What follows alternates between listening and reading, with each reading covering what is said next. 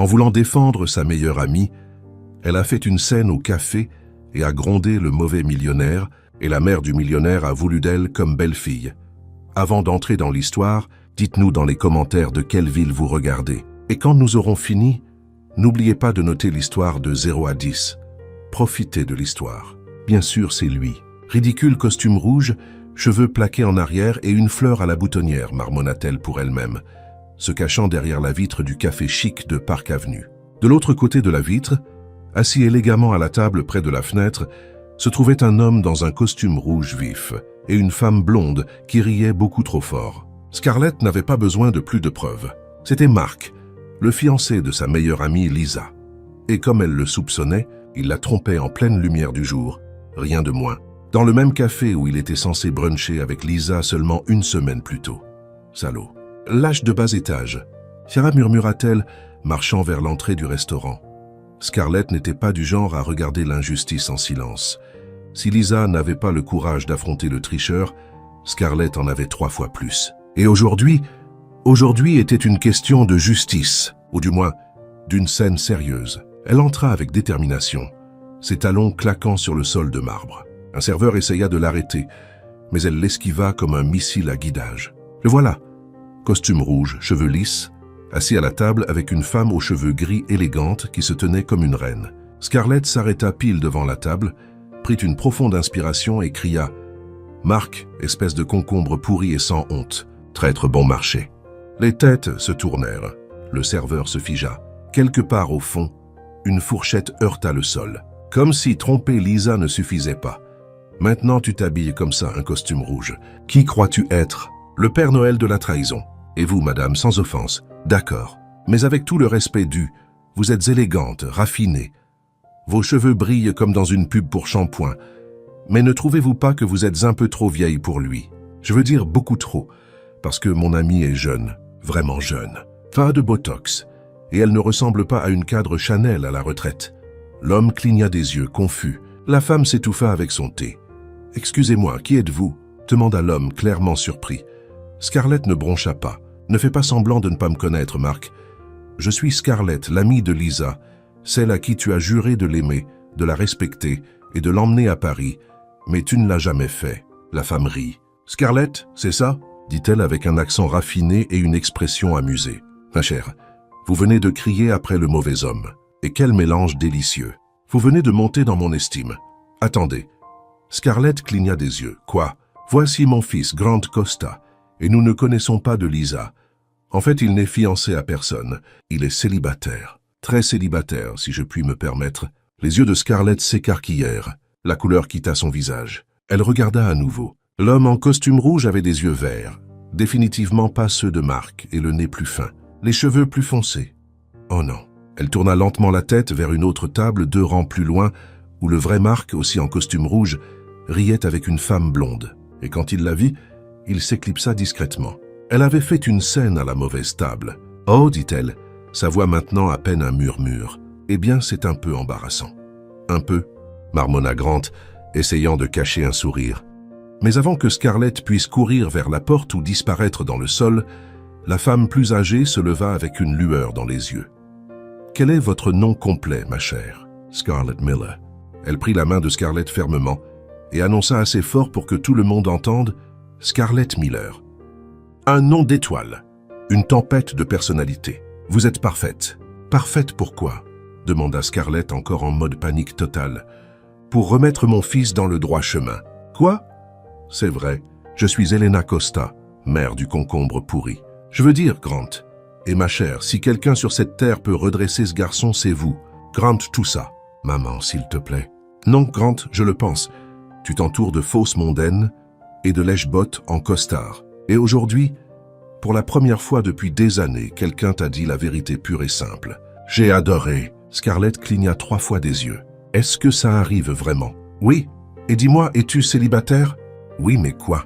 Parfait, dit Elena en tapant dans ses mains. Scarlett Miller, tu vas épouser mon fils. Tout le café s'étouffa. Grant s'étouffa. Scarlett s'étouffa si fort qu'elle toussa. Est-ce une sorte de blague? Demanda-t-elle, regardant autour d'elle, s'attendant à voir une équipe de caméras cachées. Pas du tout. Je suis complètement sérieuse. Tu es exactement le genre de femme dont mon fils a besoin. Spontanée, honnête, hilarante et assez audacieuse pour crier dans un café bondé. Tu es pratiquement un miracle moderne. » Grant, maintenant rouge comme son costume, essaya de protester. « Maman, c'est de la folie. Tu ne la connais même pas. On en sait assez. Grant, si tu ne l'épouses pas, je te déshérite. Et Scarlett, si tu n'acceptes pas, je te poursuivrai pour diffamation et parjure pour avoir traité mon fils de concombre pourri devant 36 témoins. » Quoi? C'est de la folie. Peut-être, mais c'est ma famille. Bienvenue, ma chère. D'accord, j'accepte, dit Scarlett résignée. Encore pas tout à fait en train de croire ce qui se passait. Helena Costa tapa dans ses mains avec enthousiasme, pendant que Grant se frottait le visage, clairement en train de remettre en question ses choix de vie. Le café était encore complètement silencieux, avec chaque client regardant la scène, comme si c'était un épisode de soap-opéra en direct. Excellent, s'exclama Helena. Demain à 14h au bureau d'enregistrement de Madison Avenue. Rien de fancy, juste les papiers nécessaires. Grant, tu amènes les témoins. Maman, c'est fou, marmonna Grant. Fou, c'est toi à 32 ans sans une seule petite amie décente. Scarlett va être la meilleure chose qui te soit jamais arrivée. Tu verras. Scarlett quitta le café en état de choc, marchant dans les rues de Manhattan comme si elle était dans un rêve étrange ou un cauchemar. Elle n'était toujours pas sûre. Le vent froid lui fouetta le visage, la ramenant à la réalité. Elle venait d'accepter d'épouser un parfait inconnu. 20 minutes plus tard, elle était à la porte de l'appartement qu'elle partageait avec Lisa. Son amie était sur le canapé en train de regarder Netflix et de manger du popcorn. « Lisa, tu ne vas pas croire ce qui s'est passé, » a dit Scarlett, jetant son sac par terre. « Laisse-moi deviner, tu t'es mise dans un genre de pétrin. » Lisa mit la série en pause, se tournant vers elle avec intérêt. « Pire, beaucoup pire.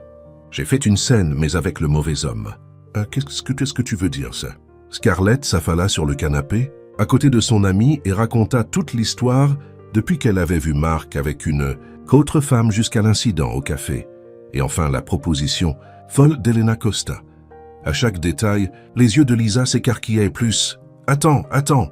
Lisa attrapa la main de son amie. « Tu me dis que Mark, ce type sans honte, me trompait et qu'une riche dame a décidé que tu étais parfaite pour son fils juste parce que tu l'as engueulé en public. En gros, oui. Et tu as accepté de l'épouser? Elle a menacé de me poursuivre et il allait perdre son boulot. Qu'est-ce que j'étais censé faire? » Lisa resta silencieuse quelques secondes, traitant tout ça. Puis elle commença à rire. D'abord doucement, puis plus fort et plus fort jusqu'à ce qu'elle rit de manière incontrôlable. « Lisa, ce n'est pas drôle. »« Non, non, désolé, dit-elle, essuyant les larmes de ses yeux. C'est juste que toi seule, Scarlett. Toi seule pouvais transformer une vengeance contre un tricheur en un mariage arrangé. Merci pour le soutien moral, marmonna Scarlett. Mais regarde le bon côté. Au moins, tu n'auras plus à partager un appartement avec moi. Et d'après ce que tu as dit, il est beau gosse, non? Lisa, détends-toi. Je plaisante. Mais sérieusement, tu as dit que c'était temporaire. Alors ne stresse pas. Signe les papiers. Vivez ensemble un moment et ensuite vous divorcez. Simple, Lisa attrapa son téléphone et composa un numéro.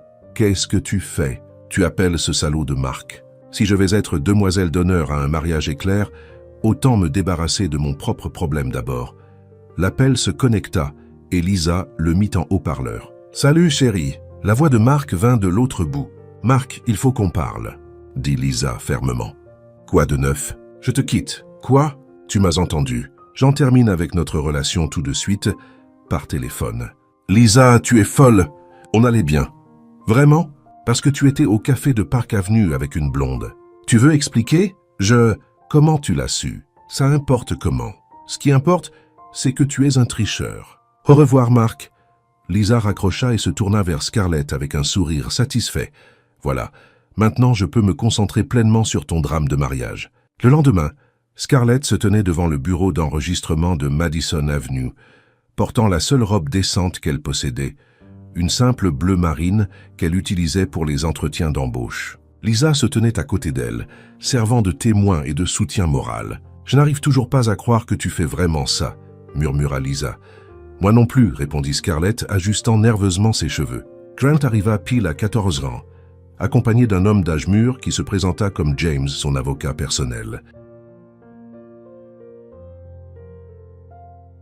Il portait un costume gris parfait et avait une expression entre résignation et incrédulité. Eh bien, finissons-en, dit-il, serrant la main de Scarlett formellement. Où était la romance?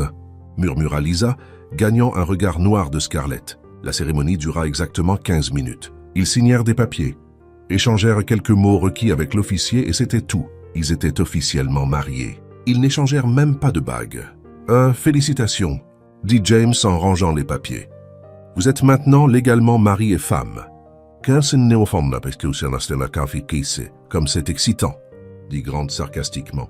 2 heures plus tard, Scarlett se tenait à la porte d'un appartement à Carnegie Hill, tenant ses 2 valises et remettant en question chaque décision qui l'avait amenée là. Bienvenue dans votre nouveau chez-vous temporaire, dit Grant ouvrant la porte.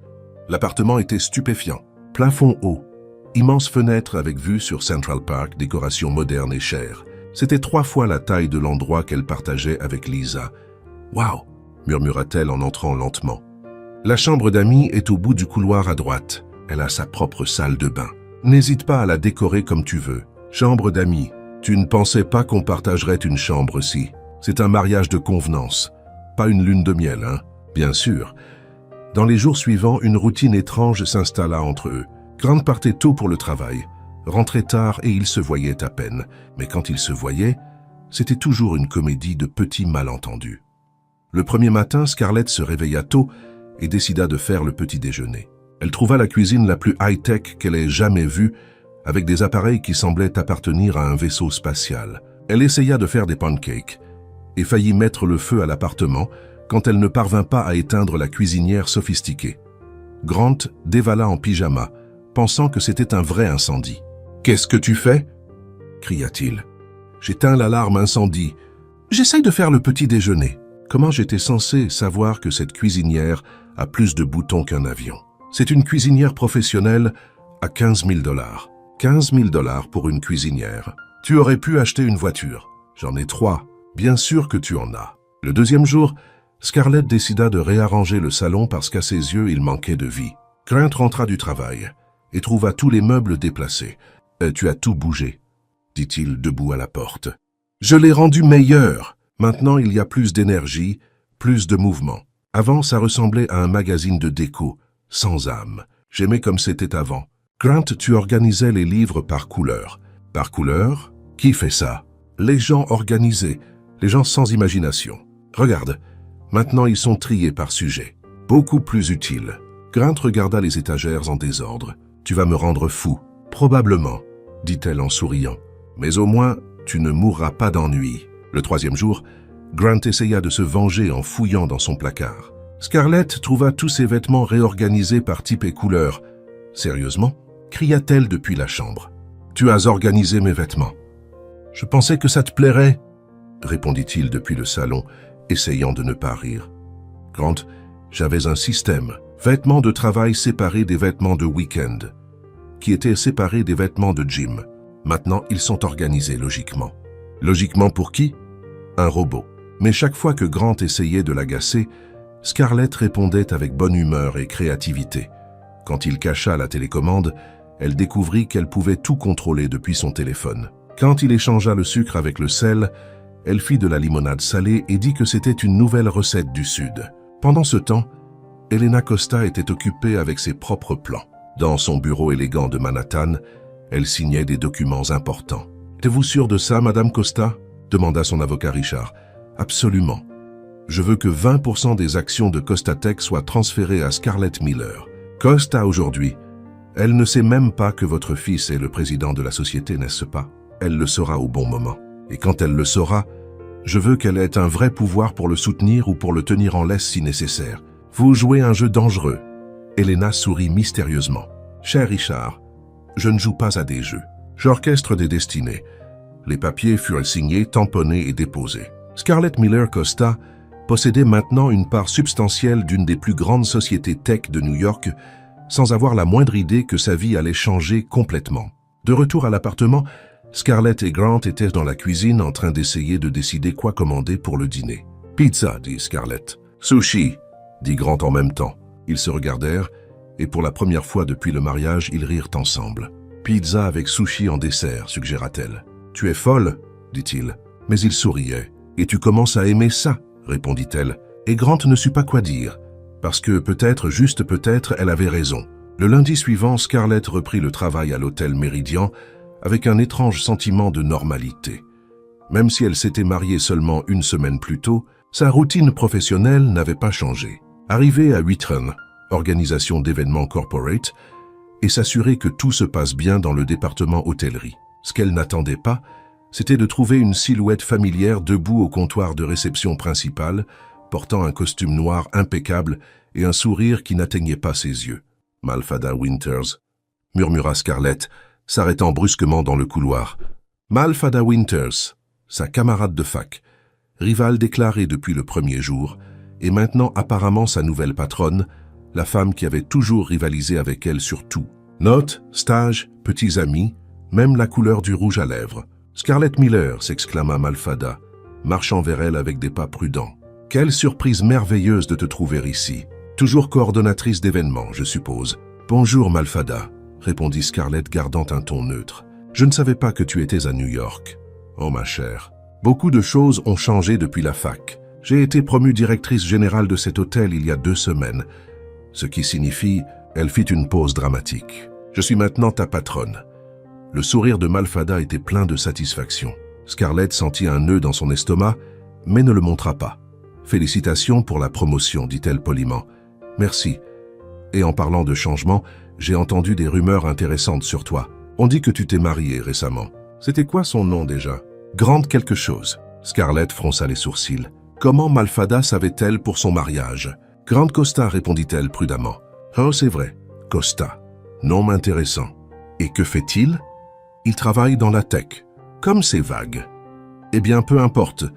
J'espère que ta vie personnelle n'interférera pas avec tes performances professionnelles. Nous avons des standards très élevés ici. Avant que Scarlett puisse répondre, une voix masculine familière parla derrière elle. Malfada, je n'y crois pas. Scarlett se tourna et vit Mark, l'ex-petit ami de Lisa, s'approcher avec un large sourire. Il portait un costume bleu marine et une mallette en cuir. Mark? Malfada ouvrit les bras de manière dramatique. Quelle coïncidence merveilleuse. Qu'est-ce que tu fais ici? Demanda-t-il en l'embrassant. Je suis la nouvelle directrice générale. Et toi? Je viens d'être embauché comme consultant financier de l'hôtel. Je m'occuperai de tous les audits et analyses coûts-bénéfices. Scarlett observa l'échange et sentit que quelque chose clochait. La coïncidence était trop grande. Scarlett, dit Mark, la remarquant enfin. Quelle surprise de te voir travailler ici. Mark, répondit-elle froidement. Carson et Cinder. Oh, vous vous connaissez? Demanda Malfada avec une fausse innocence. Mark sortait avec ma meilleure amie jusqu'à la semaine dernière. Il m'expliqua Scarlett. Oh, feignit Malfada la surprise. Comme c'est délicat. Eh bien, j'espère que ça ne rendra pas le lieu de travail inconfortable. Au cours des semaines suivantes, il devint clair que Malfada et Mark s'étaient associés avec un seul but, rendre la vie de Scarlett misérable à l'hôtel. Ça commença par de petites choses. Malfada changeait les shifts de Scarlett à la dernière minute, l'assignait à des événements impossibles à organiser seule et questionnait constamment ses décisions devant les autres employés. Scarlett, pour l'événement de jeudi, dit Malfada pendant la réunion du matin. Pourquoi as-tu choisi des roses rouges pour la déco? Ne trouves-tu pas ça un peu ordinaire? Les roses rouges étaient une demande spécifique du client, répondit Scarlett calmement. Et tu n'as pas essayé de suggérer quelque chose de plus raffiné, plus élégant. C'est ce qu'on attend de nos coordonnateurs. De la créativité, pas juste suivre les instructions. Mark, présent à la réunion en tant que consultant, ajouta. En parlant de coûts, Scarlett, le budget de l'événement de vendredi a dépassé de 12%. Comment expliques-tu ça? Le client a demandé des changements de dernière minute au menu. Tout était documenté et approuvé par l'ancienne direction. Ancienne direction? Répéta Malfada. Eh bien maintenant, nous avons de nouveaux standards. Ne laissons pas ça se reproduire. La campagne de sabotage s'intensifia. Malfada commença à donner à Scarlett des informations incorrectes sur les heures et spécifications des événements. Mark découvrait des problèmes financiers et des projets que Scarlett gérait toujours devant les autres. Lors d'un grand événement corporate, ils réussirent leur coup le plus humiliant. Malfada dit à Scarlett que l'événement commencerait à 19h alors qu'en fait il était prévu à 18h. Quand Scarlett arriva 1 heure en retard, elle trouva des clients en colère et du chaos partout. « Scarlett » cria Malfada théâtralement devant tout le monde. « Où étais-tu » ? L'événement a commencé il y a 1 heure. Tu m'as dit que c'était à 19 heures, dit Scarlett confuse. 18 heures, ma chère. C'était toujours 18 heures. C'est sur le planning depuis le début. Mark apparut tenant une tablette. Je peux le confirmer. Voici le planning original. C'était toujours 18 heures. Scarlett regarda le document et vit qu'il indiquait bien 18 heures. Elle était sûre que Malfada avait dit 19 heures, mais elle n'avait aucun moyen de le prouver. C'est inacceptable, continua Malfada en haussant la voix pour que tout le monde entende. Nos clients ne peuvent pas être affectés par de la négligence professionnelle. Je n'ai pas été négligente, protesta Scarlett. Il y a eu un malentendu. Un malentendu ? Mark secoua la tête. Scarlett, c'est de l'irresponsabilité. Comment peux-tu coordonner des événements si tu ne peux même pas arriver à l'heure ? Les clients murmurèrent entre eux, clairement mécontents. Scarlett sentit son visage brûler d'humiliation et de colère. Elle savait que c'était un coup monté, mais elle ne pouvait pas le prouver. « On réglera ça plus tard, dit-elle, essayant de garder sa dignité. Pour l'instant, je dois m'assurer que l'événement se passe parfaitement. » Et il se passa parfaitement. Même en arrivant en retard, Scarlett parvint à organiser tout jusqu'au moindre détail. L'événement fut un succès complet, mais les dégâts sur sa réputation étaient déjà faits. Le lendemain, Malfada l'appela dans son bureau. « Scarlett, il faut qu'on parle de tes performances. » Mes performances ont été excellentes compte tenu des circonstances. Circonstances. Feignit Malfada de ne pas comprendre. Ma chère, tu es arrivée 1 heure en retard à un important événement corporate. C'est impardonnable. Tu m'as dit que c'était à 19 heures. Suggères-tu que j'ai menti ? Malfada se leva outré. C'est une accusation très grave. Mark entra dans le bureau à ce moment-là, comme si le timing avait été répété. Désolé d'interrompre, mais je viens de recevoir une plainte formelle des clients d'hier. Ils envisagent d'annuler les futurs événements à l'hôtel. Tu vois, dit Malfada, tes actions ont des conséquences, Scarlett. J'envisage de te licencier. Tu ne peux pas me licencier pour un malentendu. Nous le pouvons et nous le ferons, répondit Mark. Sauf si tu as de l'influence que nous ne connaissons pas. À cet instant précis, la porte du bureau s'ouvrit et Elena Costa entra comme un ouragan élégant, portant un costume Chanel rose et un sac qui coûtait probablement plus que le salaire annuel de Scarlett. « Excusez-moi », dit-elle avec cet accent raffiné que Scarlett connaissait si bien. « Je cherche ma belle-fille, Scarlett Costa. » Le bureau devint complètement silencieux. Malfada et Mark se figèrent. « Madame Costa, dit Scarlett surprise. Que faites-vous ici ? Je suis venu voir comment tu t'adaptes au travail, ma chère. Et d'après ce que j'ai entendu dans le couloir, pas très bien. » Elena se tourna vers Malfada avec un sourire qui n'atteignait pas ses yeux. « Vous devez être la manager. Je suis Elena Costa, présidente du groupe Costa, propriétaire de cet hôtel. » Malfada Polite. « Madame Costa, c'est un honneur. Vraiment ? Parce que d'après ce que je viens d'entendre, vous menacez de licencier ma belle-fille pour un malentendu sur le planning. » Non, madame. C'est juste que... Mark, n'est-ce pas ? Elena se tourna vers lui. L'ex-petite amie de la meilleure amie de Scarlett. Quelle coïncidence intéressante que vous travailliez ici maintenant. Mark avala difficilement. Madame, je... Chut, Elena leva la main. Scarlett, ma chère, aimes-tu travailler ici? Oui, madame Costa, mais c'est challenging, je l'imagine. Eh bien, j'ai une solution.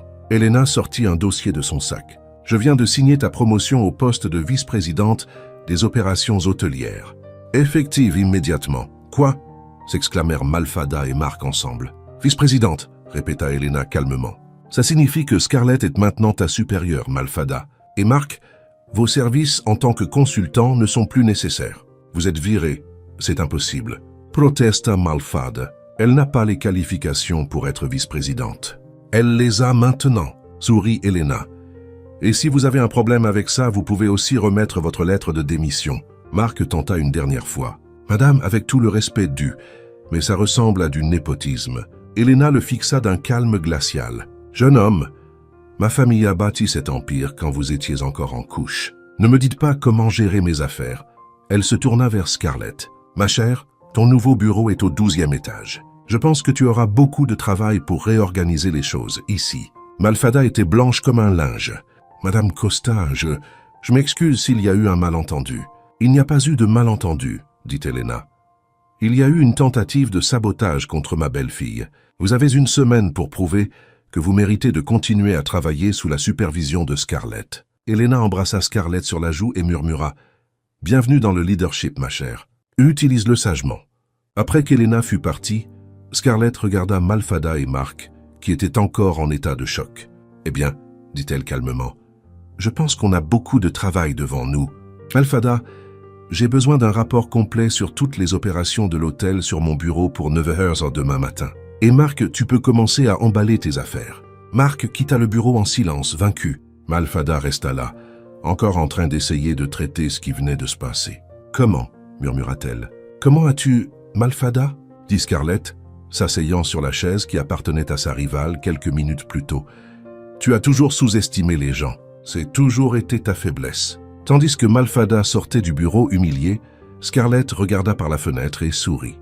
Elle ne comprenait toujours pas pleinement tout ce qui se passait dans sa vie. Mais une chose était certaine.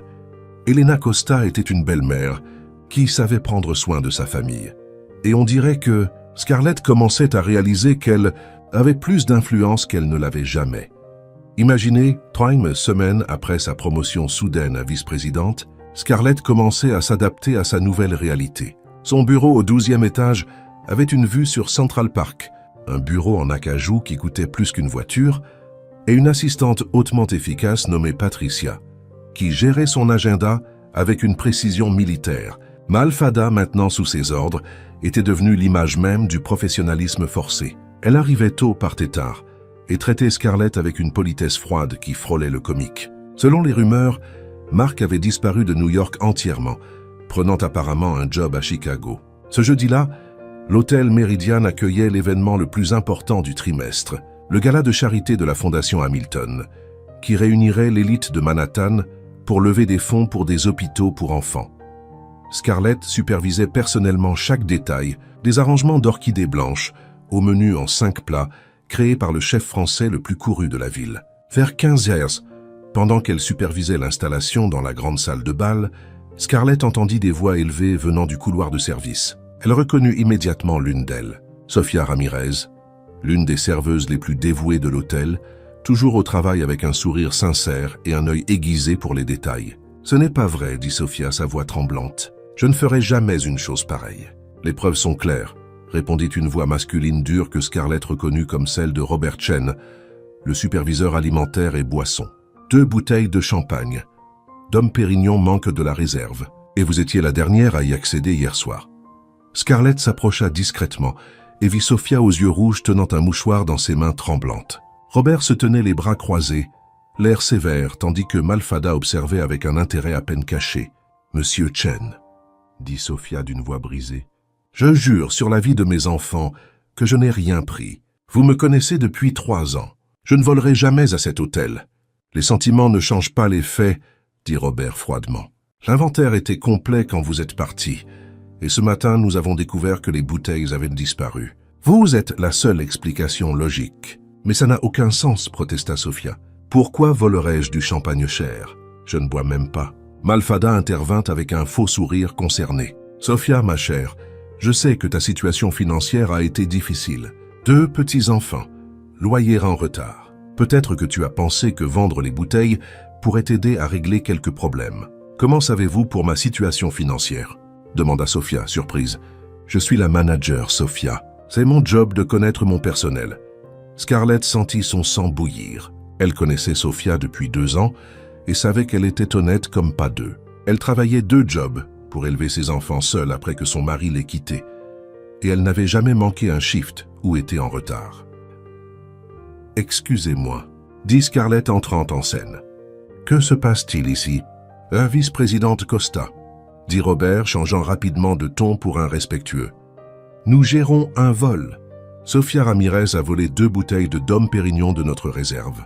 C'est une accusation très grave, » dit Scarlett calmement. « Avez-vous des preuves solides ?»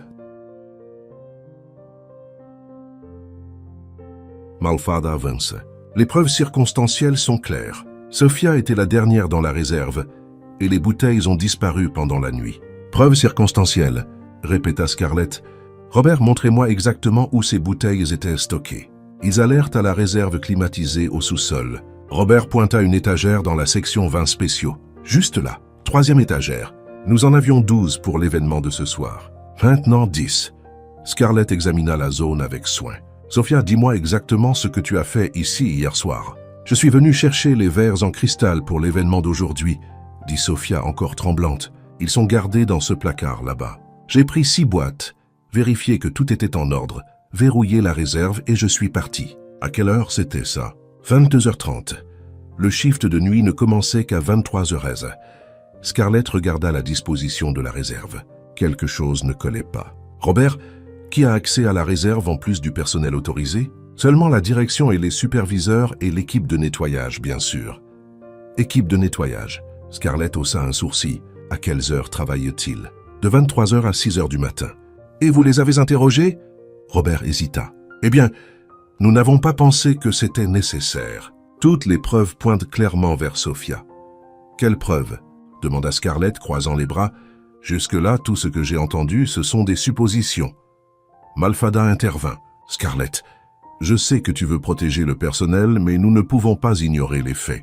Quels faits, Malfada? Scarlett se tourna vers elle avec un regard froid. Donne-moi un fait solide qui prouve que Sophia a appris quelque chose. Elle était la dernière personne autorisée dans la réserve avant que le vol ne soit découvert. Et alors, ça ne prouve rien. Robert, apportez-moi une liste complète de tous ceux qui sont entrés dans la réserve au cours des 48 dernières heures. Vice-présidente, je ne pense pas, je ne demande pas votre opinion. Je vous donne un ordre. 20 minutes plus tard, Robert revint avec un rapport imprimé. Scarlett l'examina avec soin pendant que Sophia attendait anxieusement, et Malfada tapotait ses doigts impatiemment. « Intéressant », murmura Scarlett. Sophia est entrée à 22h30 hier soir et sortie à 22h45.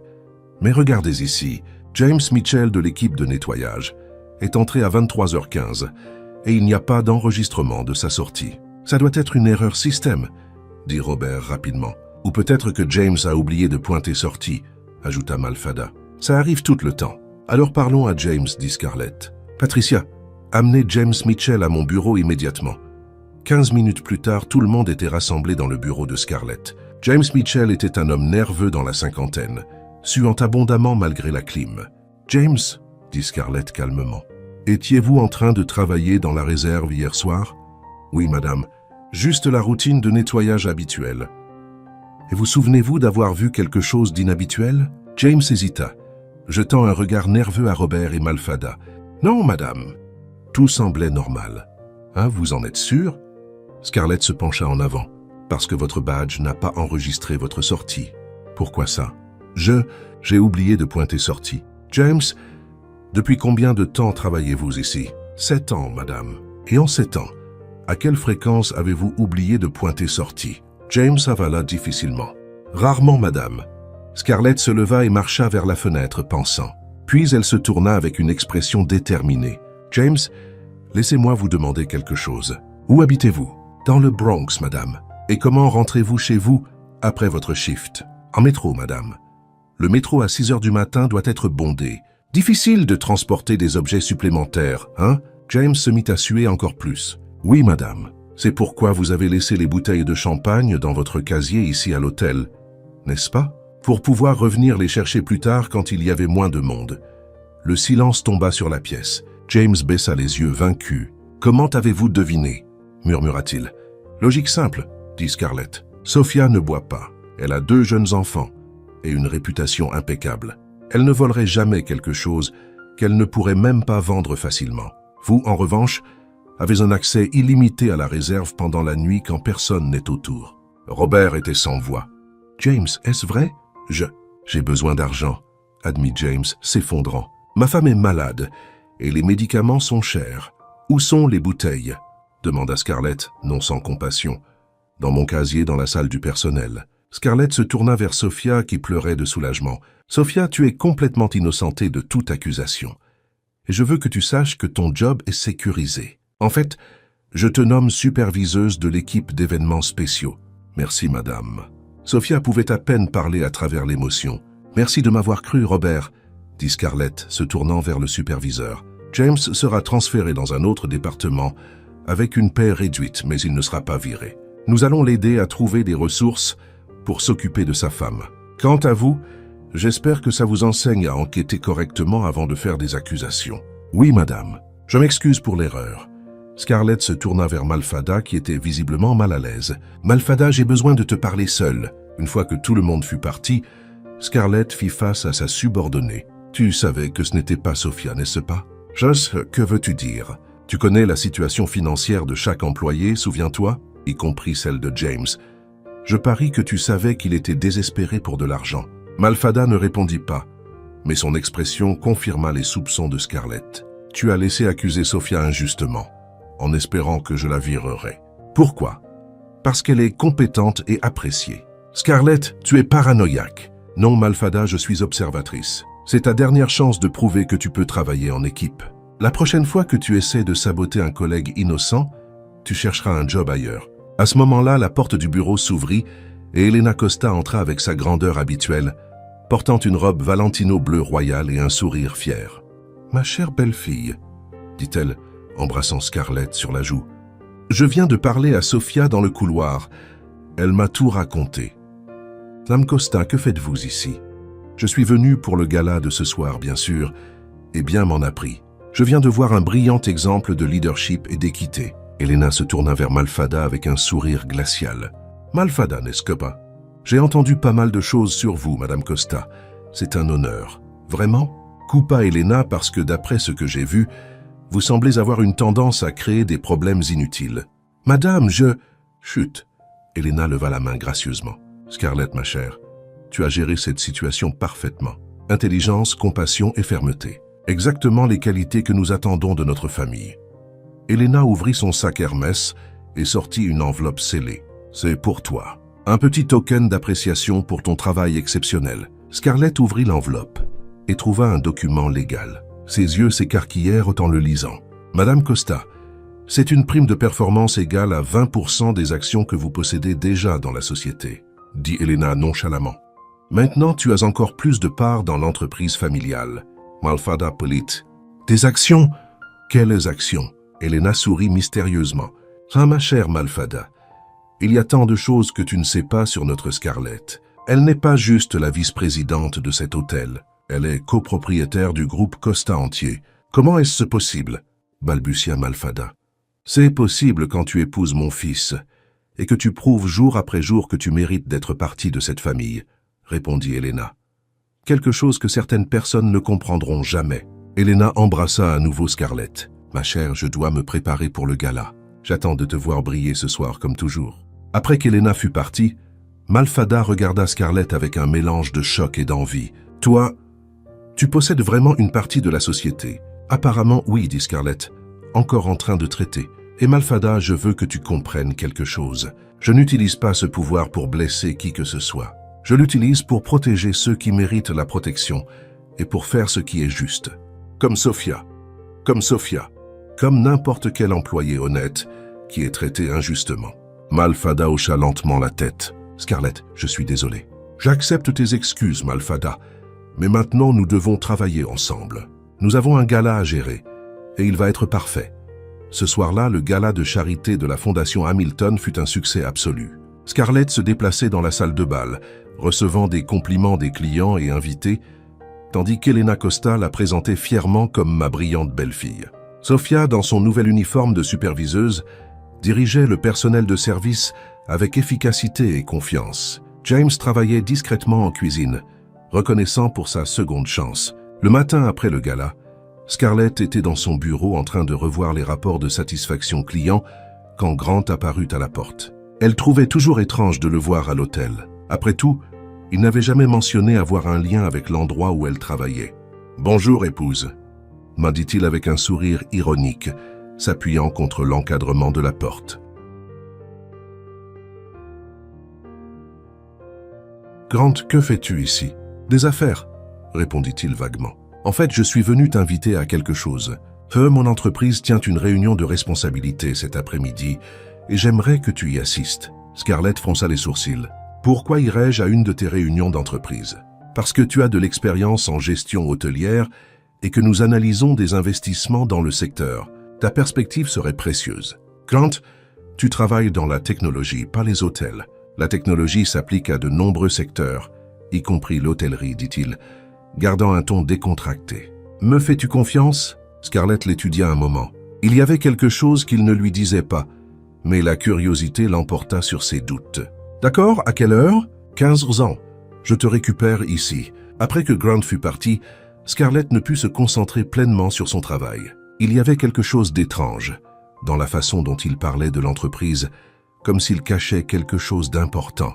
Vers midi, Patricia entra dans son bureau, l'air concerné. « Vice-présidente Costa, il y a quelque chose que je dois vous dire. » Malfada fouillait dans les fichiers informatiques ce matin. Quel genre de fichiers? Rapport financier, données de performance de l'hôtel, projection de revenus. Elle a imprimé plusieurs documents et est partie avec. Scarlett sentit un frisson dans l'estomac. « Merci de me l'avoir dit, Patricia. Gardons ça entre nous pour l'instant. » Pile à 15 heures, Grant apparut dans le lobby de l'hôtel, portant un costume gris foncé qui le faisait paraître encore plus sérieux et professionnel qu'à l'habitude. « Ah, prête ?» demanda-t-il. « Prête? On va où ?» Costa Tower, quartier financier. Le nom lui semblait familier, mais Scarlett ne pouvait pas le placer. Pendant le trajet en taxi, Grant resta silencieux, vérifiant des messages sur son téléphone avec une expression concentrée. Costa Tower était un impressionnant gratte-ciel de verre et d'acier au cœur de Manhattan. Quand ils entrèrent dans l'ascenseur, Grant appuya sur le bouton du 40e étage. « Grande entreprise !»« Ah, commenta Scarlett. »« Assez grande. » répondit-il, mais il y avait quelque chose dans son ton qu'elle ne pouvait pas tout à fait lire. Quand les portes de l'ascenseur s'ouvrirent, Scarlett se trouva dans un couloir élégant, aux murs de verre, révélant une grande salle de conférence. Au moins 20 personnes s'étaient déjà assises autour d'une table de la taille d'un petit appartement.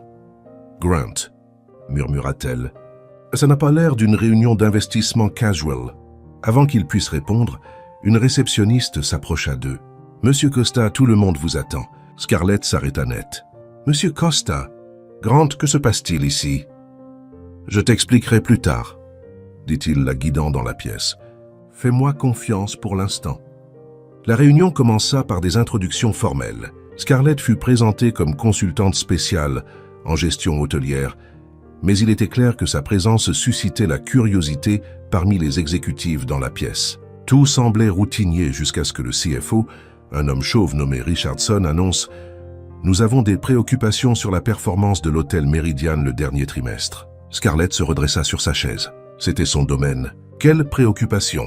demanda Grant. Richardson ouvrit un dossier et commença à lire. « D'après les documents que nous avons reçus, il y a eu une baisse de 15% de la satisfaction client, une hausse de 20% des coûts d'exploitation et au moins 3 incidents graves de mauvaise conduite par la direction. » Scarlett sentit le sang se retirer de son visage. Elle connaissait ces chiffres et ils étaient tous faux. « Excusez-moi, » dit-elle, levant la main. « Puis-je voir ces documents ?»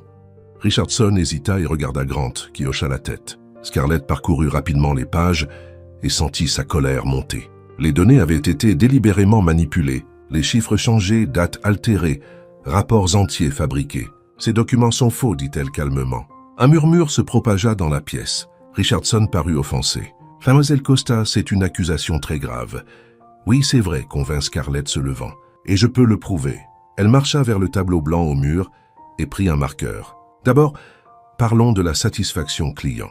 D'après nos vrais enregistrements, que je peux accéder en temps réel via le système de l'hôtel, elle sortit son téléphone et ouvrit la plateforme de l'hôtel. Notre score de satisfaction est monté à 93% ce trimestre. Elle écrivit les chiffres au tableau. Deuxièmement, coûts d'exploitation, oui, ils ont augmenté, mais seulement de 5% à cause d'investissements en upgrade qui ont mené à cette hausse de satisfaction client. Scarlett continua à présenter les vraies données, contredisant chaque fausse affirmation des documents. Sa présentation était claire, logique et impossible à contredire. « Et concernant les incidents de mauvaise conduite ?»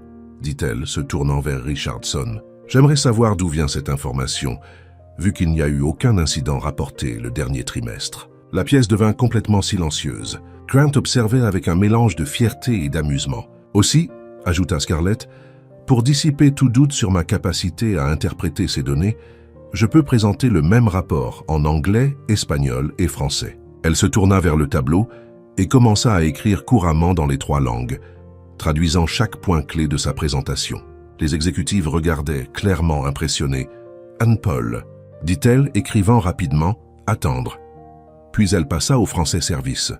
Quand elle finit, elle se tourna vers la pièce avec une expression calme. « Maintenant, j'aimerais vraiment savoir qui a fourni ces faux documents et pourquoi. » Richardson parut visiblement mal à l'aise. « J'ai reçu ces rapports d'une source externe qui s'est identifiée comme la manager de l'hôtel. »« Non » demanda Scarlett froidement. « Malfather Winters », Scarlett hocha la tête, pas surprise. « Et j'imagine que la même source a suggéré que je n'étais pas la bonne personne pour représenter cette réunion. » « Eh bien oui, elle a dit que vous n'aviez pas les qualifications appropriées pour... » « Pourquoi ?» Scarlett croisa les bras. « Gérer un hôtel avec un taux de satisfaction client de 93%, organiser des événements qui génèrent des millions en revenus ou présenter des données précises en 3 langues. » Grant se leva lentement et pour la première fois depuis qu'ils étaient entrés dans la pièce, il prit une présence que Scarlett n'avait jamais vue chez lui auparavant. Autoritaire, confiante, clairement quelqu'un habitué à être aux commandes. « Mesdames et messieurs, » dit-il fermement, « j'aimerais clarifier quelque chose. D'abord, Scarlett Costa n'est pas juste une consultante. Elle est vice-présidente de l'hôtel Méridien et ma femme. » Des murmures remplirent la pièce. Deuxièmement, quiconque essaie de saboter sa réputation ou de questionner sa compétence aura affaire à moi directement. Et troisièmement, il fit une pause pour les faits. J'espère qu'aujourd'hui a rendu clair le niveau d'excellence que nous attendons de notre équipe. Richardson pâlit.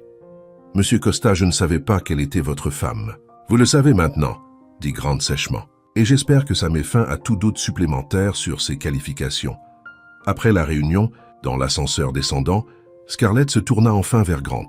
« D'accord, maintenant tu vas m'expliquer ce que c'était que tout ça. » Grant sourit, clairement plus détendu. « C'était toi prouvant à quel point tu es brillante. »« Grant, ils t'ont appelé, Monsieur Costa. »« C'est Costa Tech, n'est-ce pas ?»« C'est ça. Et tu es... » « Je suis le président de la société. » Scarlett s'appuya contre le mur de l'ascenseur, essayant de traiter. « Tu es le président de la société qui possède l'hôtel où je travaille. Techniquement, ma mère est présidente du conseil. Je gère juste les opérations quotidiennes. Grant, pourquoi ne me l'as-tu pas dit? Parce que je voulais que tu brilles par toi-même, ce que tu as fait aujourd'hui. » Les portes de l'ascenseur s'ouvrirent au rez-de-chaussée, mais Scarlett ne bougea pas. « Malfada savait que tu me testais? » « Non. Elle a vraiment essayé de te saboter en envoyant ses faux rapports. Elle pensait te blesser et me faire une faveur en même temps. » Scarlett secoua la tête, encore en train d'absorber. « Ta famille est plus compliquée que je ne le pensais. Attends de rencontrer mon père, » dit Grant avec un sourire. « Mais aujourd'hui, tu as été incroyable. 3 langues, Scarlett, vraiment? École de gestion hôtelière. Les compétences linguistiques sont requises. Eh bien, tu as impressionné toute la pièce, y compris moi. » Tandis qu'il sortait du bâtiment, Scarlett leva les yeux et vit la Costa Tower s'élever majestueusement contre le ciel de New York. « Donc, je suis vraiment marié au président d'une des plus grandes sociétés de la ville. Techniquement, oui. Et Malfada a essayé de me saboter sans réaliser qu'elle essayait de faire tomber la femme de son propre patron. Oui, Scarlett commença à rire d'abord doucement, puis plus fort et plus fort. « Quoi ?» demanda Grant perplexe. « C'est juste la pauvre Malfada. Elle n'a vraiment aucune idée dans quoi elle s'est fourrée, hein ?» Grant sourit aussi. « Aucune, mais toi oui. » Et pour la première fois depuis leur mariage arrangé, Scarlett regarda Grant et pensa que peut-être, juste peut-être, être mariée à lui n'était pas la pire chose qui lui soit jamais arrivée. Sur le chemin du retour, ils parlèrent plus en 30 minutes qu'ils n'avaient fait au cours de toutes les semaines précédentes combinées. « Donc, » dit Scarlett, encore en train de traiter tout, « ta mère a vraiment arrangé notre mariage, en sachant exactement qui tu étais et où je travaillais. Connaissant ma mère, elle a probablement enquêté sur toute ta vie avant notre jour de mariage, » répondit Grant en riant. Elena Costa ne fait rien par hasard. Ça explique beaucoup, comme comment elle savait que je travaillais au Méridien et sur ma situation financière. Grant hocha la tête et sourit. Ils restèrent silencieux quelques minutes, regardant la ville défiler. Enfin, Grant se tourna vers elle. « Scarlett, puis-je te demander quelque chose? »« Bien sûr. Regrettes-tu d'avoir dit oui à m'épouser ?» Elle réfléchit soigneusement avant de répondre. « Honnêtement, au début, oui. Je pensais que vous étiez tous complètement fous. Mais maintenant, je ne sais pas. C'est intéressant. » Intéressant? C'est une façon polie de dire chaotique, imprévisible et étrangement amusant. Grant rit. « C'est la meilleure description de ma famille que j'ai jamais entendue. »« Et toi ?» demanda Scarlett. « Regrettes-tu? Étonnamment, non, dit-il, la regardant droit dans les yeux. En fait, je voulais t'inviter à autre chose.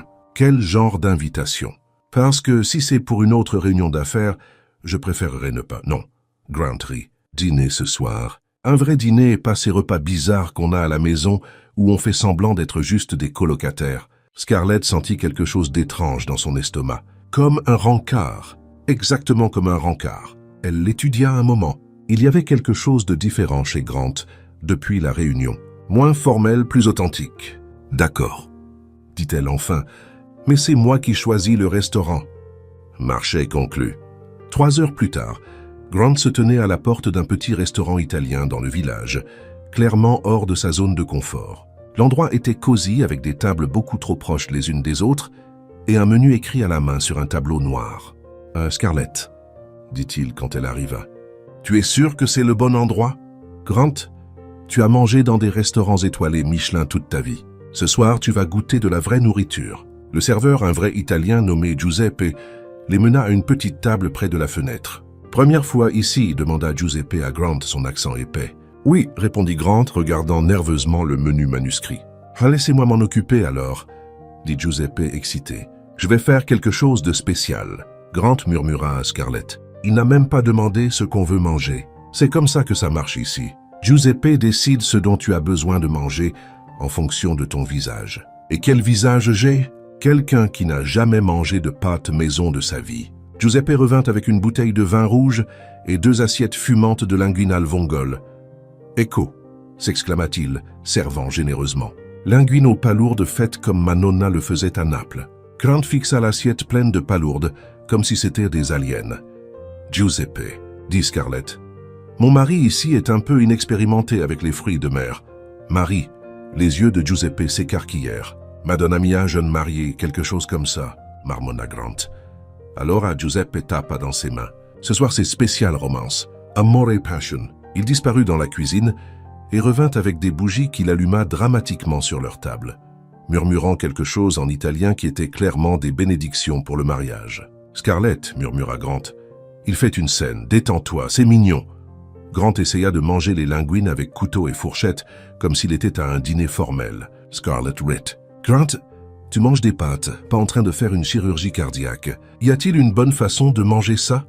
Comme ça ?» Elle lui montra en enroulant les pâtes sur sa fourchette avec l'aide d'une cuillère. Tu vois? Simple.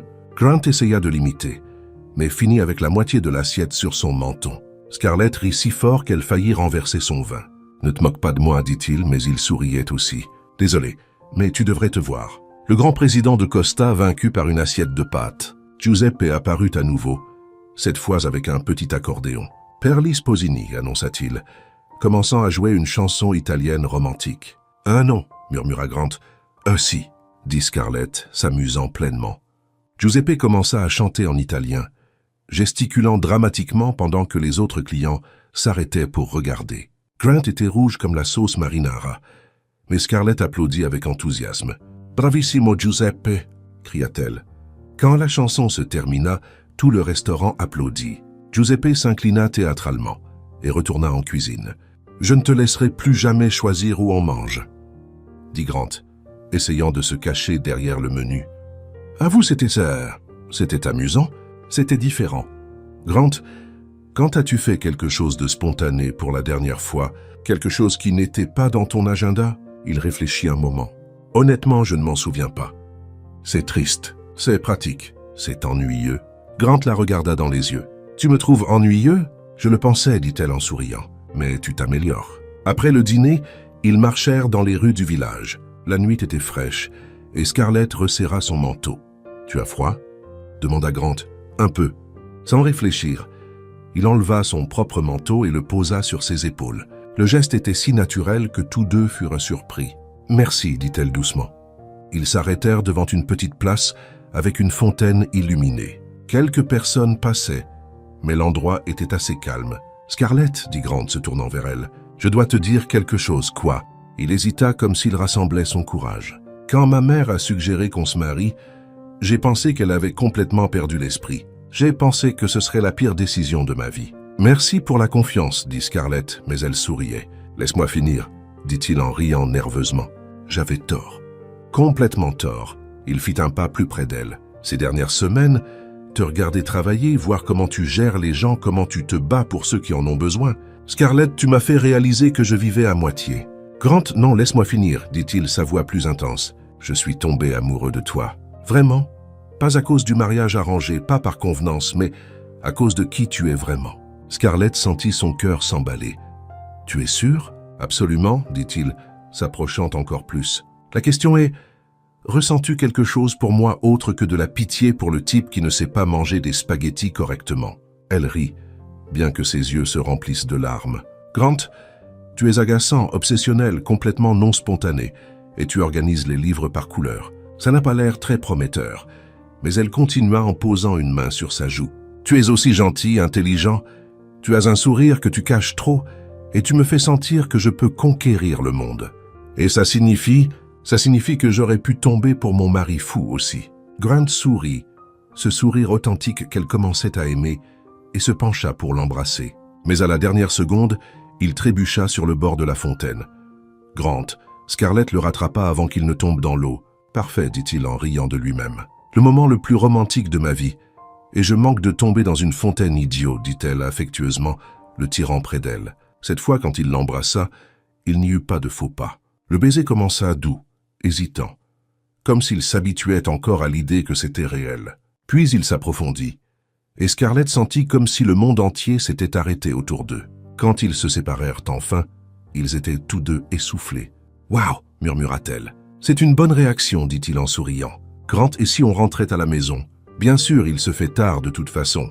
Non, dit-elle, le regardant dans les yeux.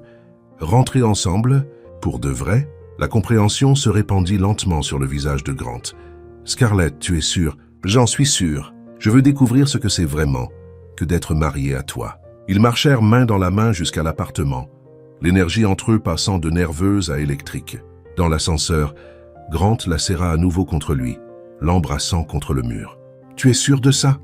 murmura-t-il contre ses lèvres. « Grant, arrête de demander, embrasse-moi. » Et il le fit.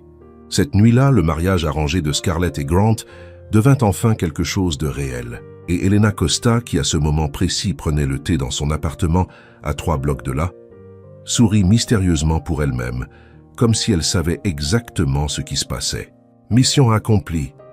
murmura-t-elle, trinquant seule avec sa tasse de porcelaine. 2 semaines après la nuit qui changea tout entre Scarlett et Grant, ils profitaient d'un petit déjeuner tranquille dans l'appartement quand l'interphone sonna insistamment. « Tu attends quelqu'un ?» demanda Grant, jetant un œil à l'horloge. « À la suite à 1h du matin. »« Non, » répondit Scarlett, fronçant les sourcils.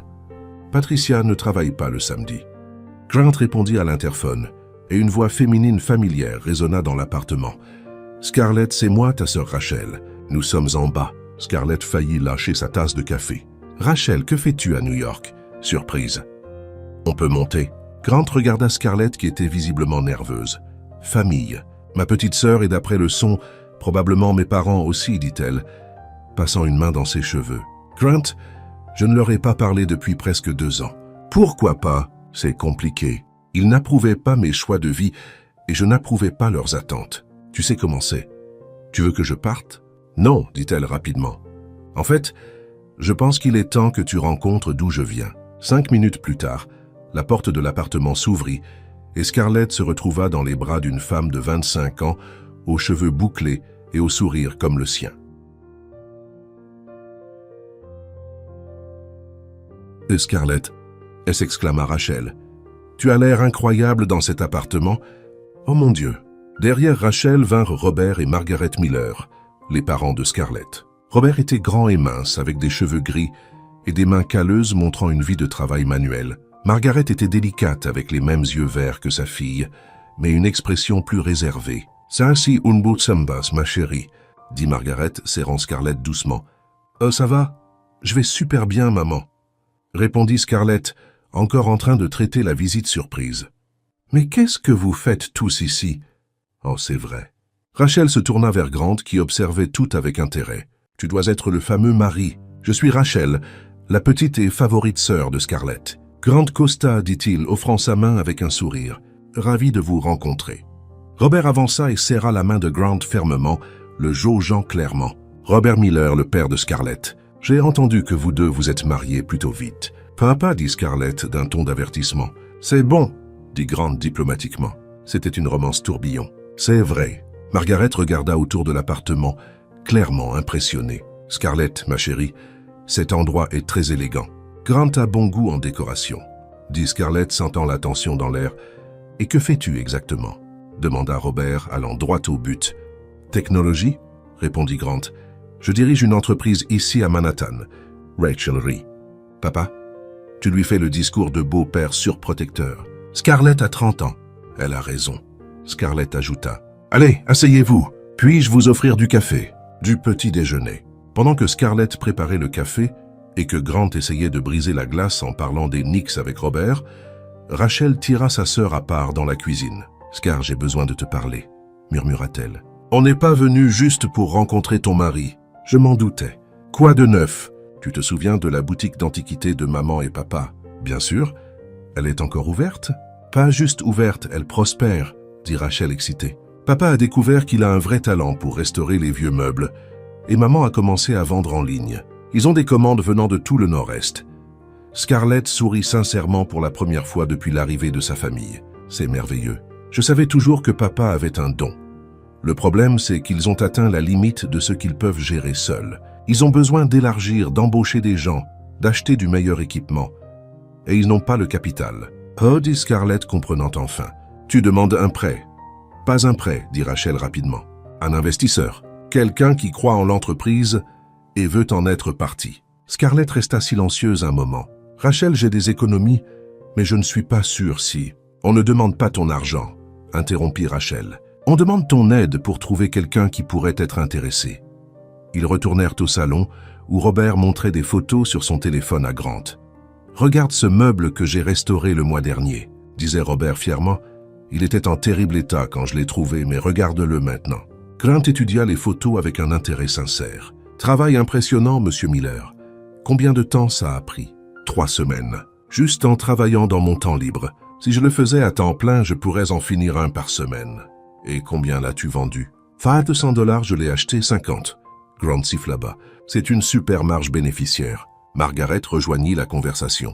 Grant, la partie en ligne de l'entreprise a cru de 300% l'année dernière.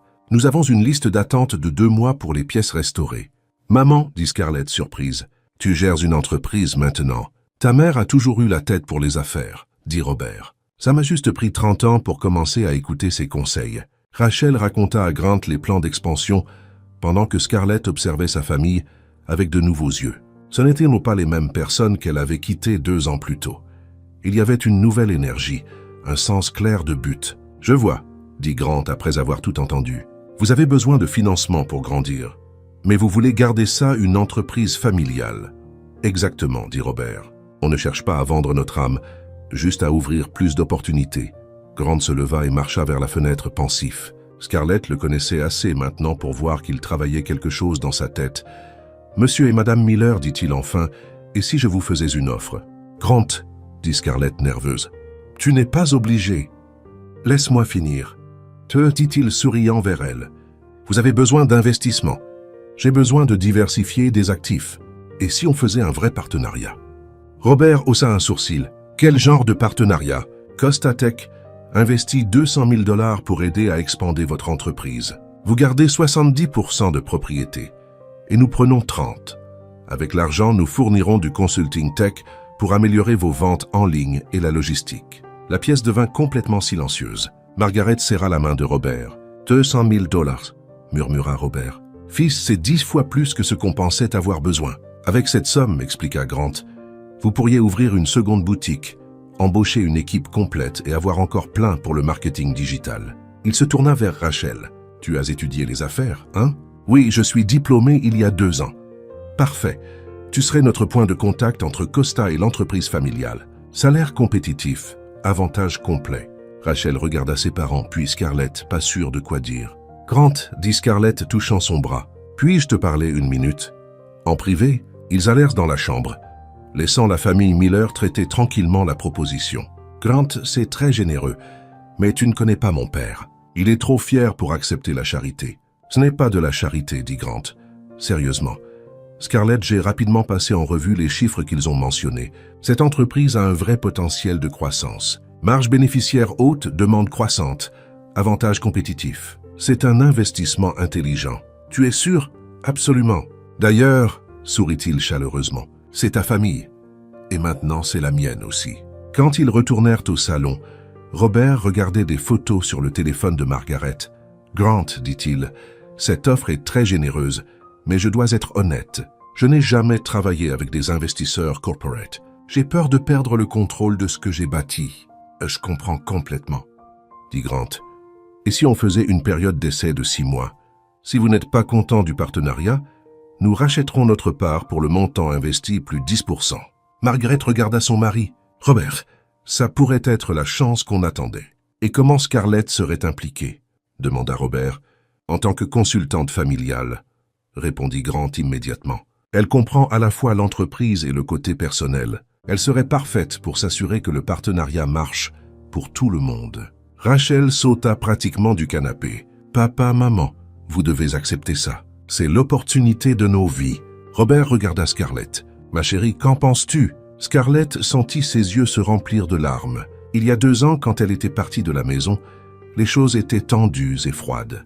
Maintenant, son père lui demandait son opinion sur une décision familiale importante. « Je pense que vous avez bâti quelque chose de beau, dit-elle. Et je pense que vous méritez la chance de voir jusqu'où ça peut aller. » Robert tendit la main à Grant. Partenaire, marché conclu. Pendant que Grant et Robert discutaient des détails pratiques, Margaret s'approcha de Scarlett. « Ma chérie, je veux m'excuser pour la façon dont les choses étaient quand tu as quitté la maison. »« Maman, non, laisse-moi le dire. Tu avais raison de suivre tes propres rêves. Et regarde ce que tu as accompli. » Elle regarda autour de l'appartement, puis Grant. « Je suis fier de toi. » Scarlett serra sa mère, sentant comme si un poids qu'elle portait depuis des années avait enfin été levé. « Tu m'as manqué aussi, » murmura-t-elle. Rachel rejoignit l'étreinte. Famille Miller réunie, et maintenant avec un partenaire milliardaire. « Milliardaire » demanda Scarlett regardant Grant. « Elle exagère, » dit Grant, rougissant légèrement. « Je suis juste très à l'aise financièrement. » Robert Reed. « Fils, peu importe combien d'argent tu as. Ce qui importe, c'est que tu rendes ma fille heureuse.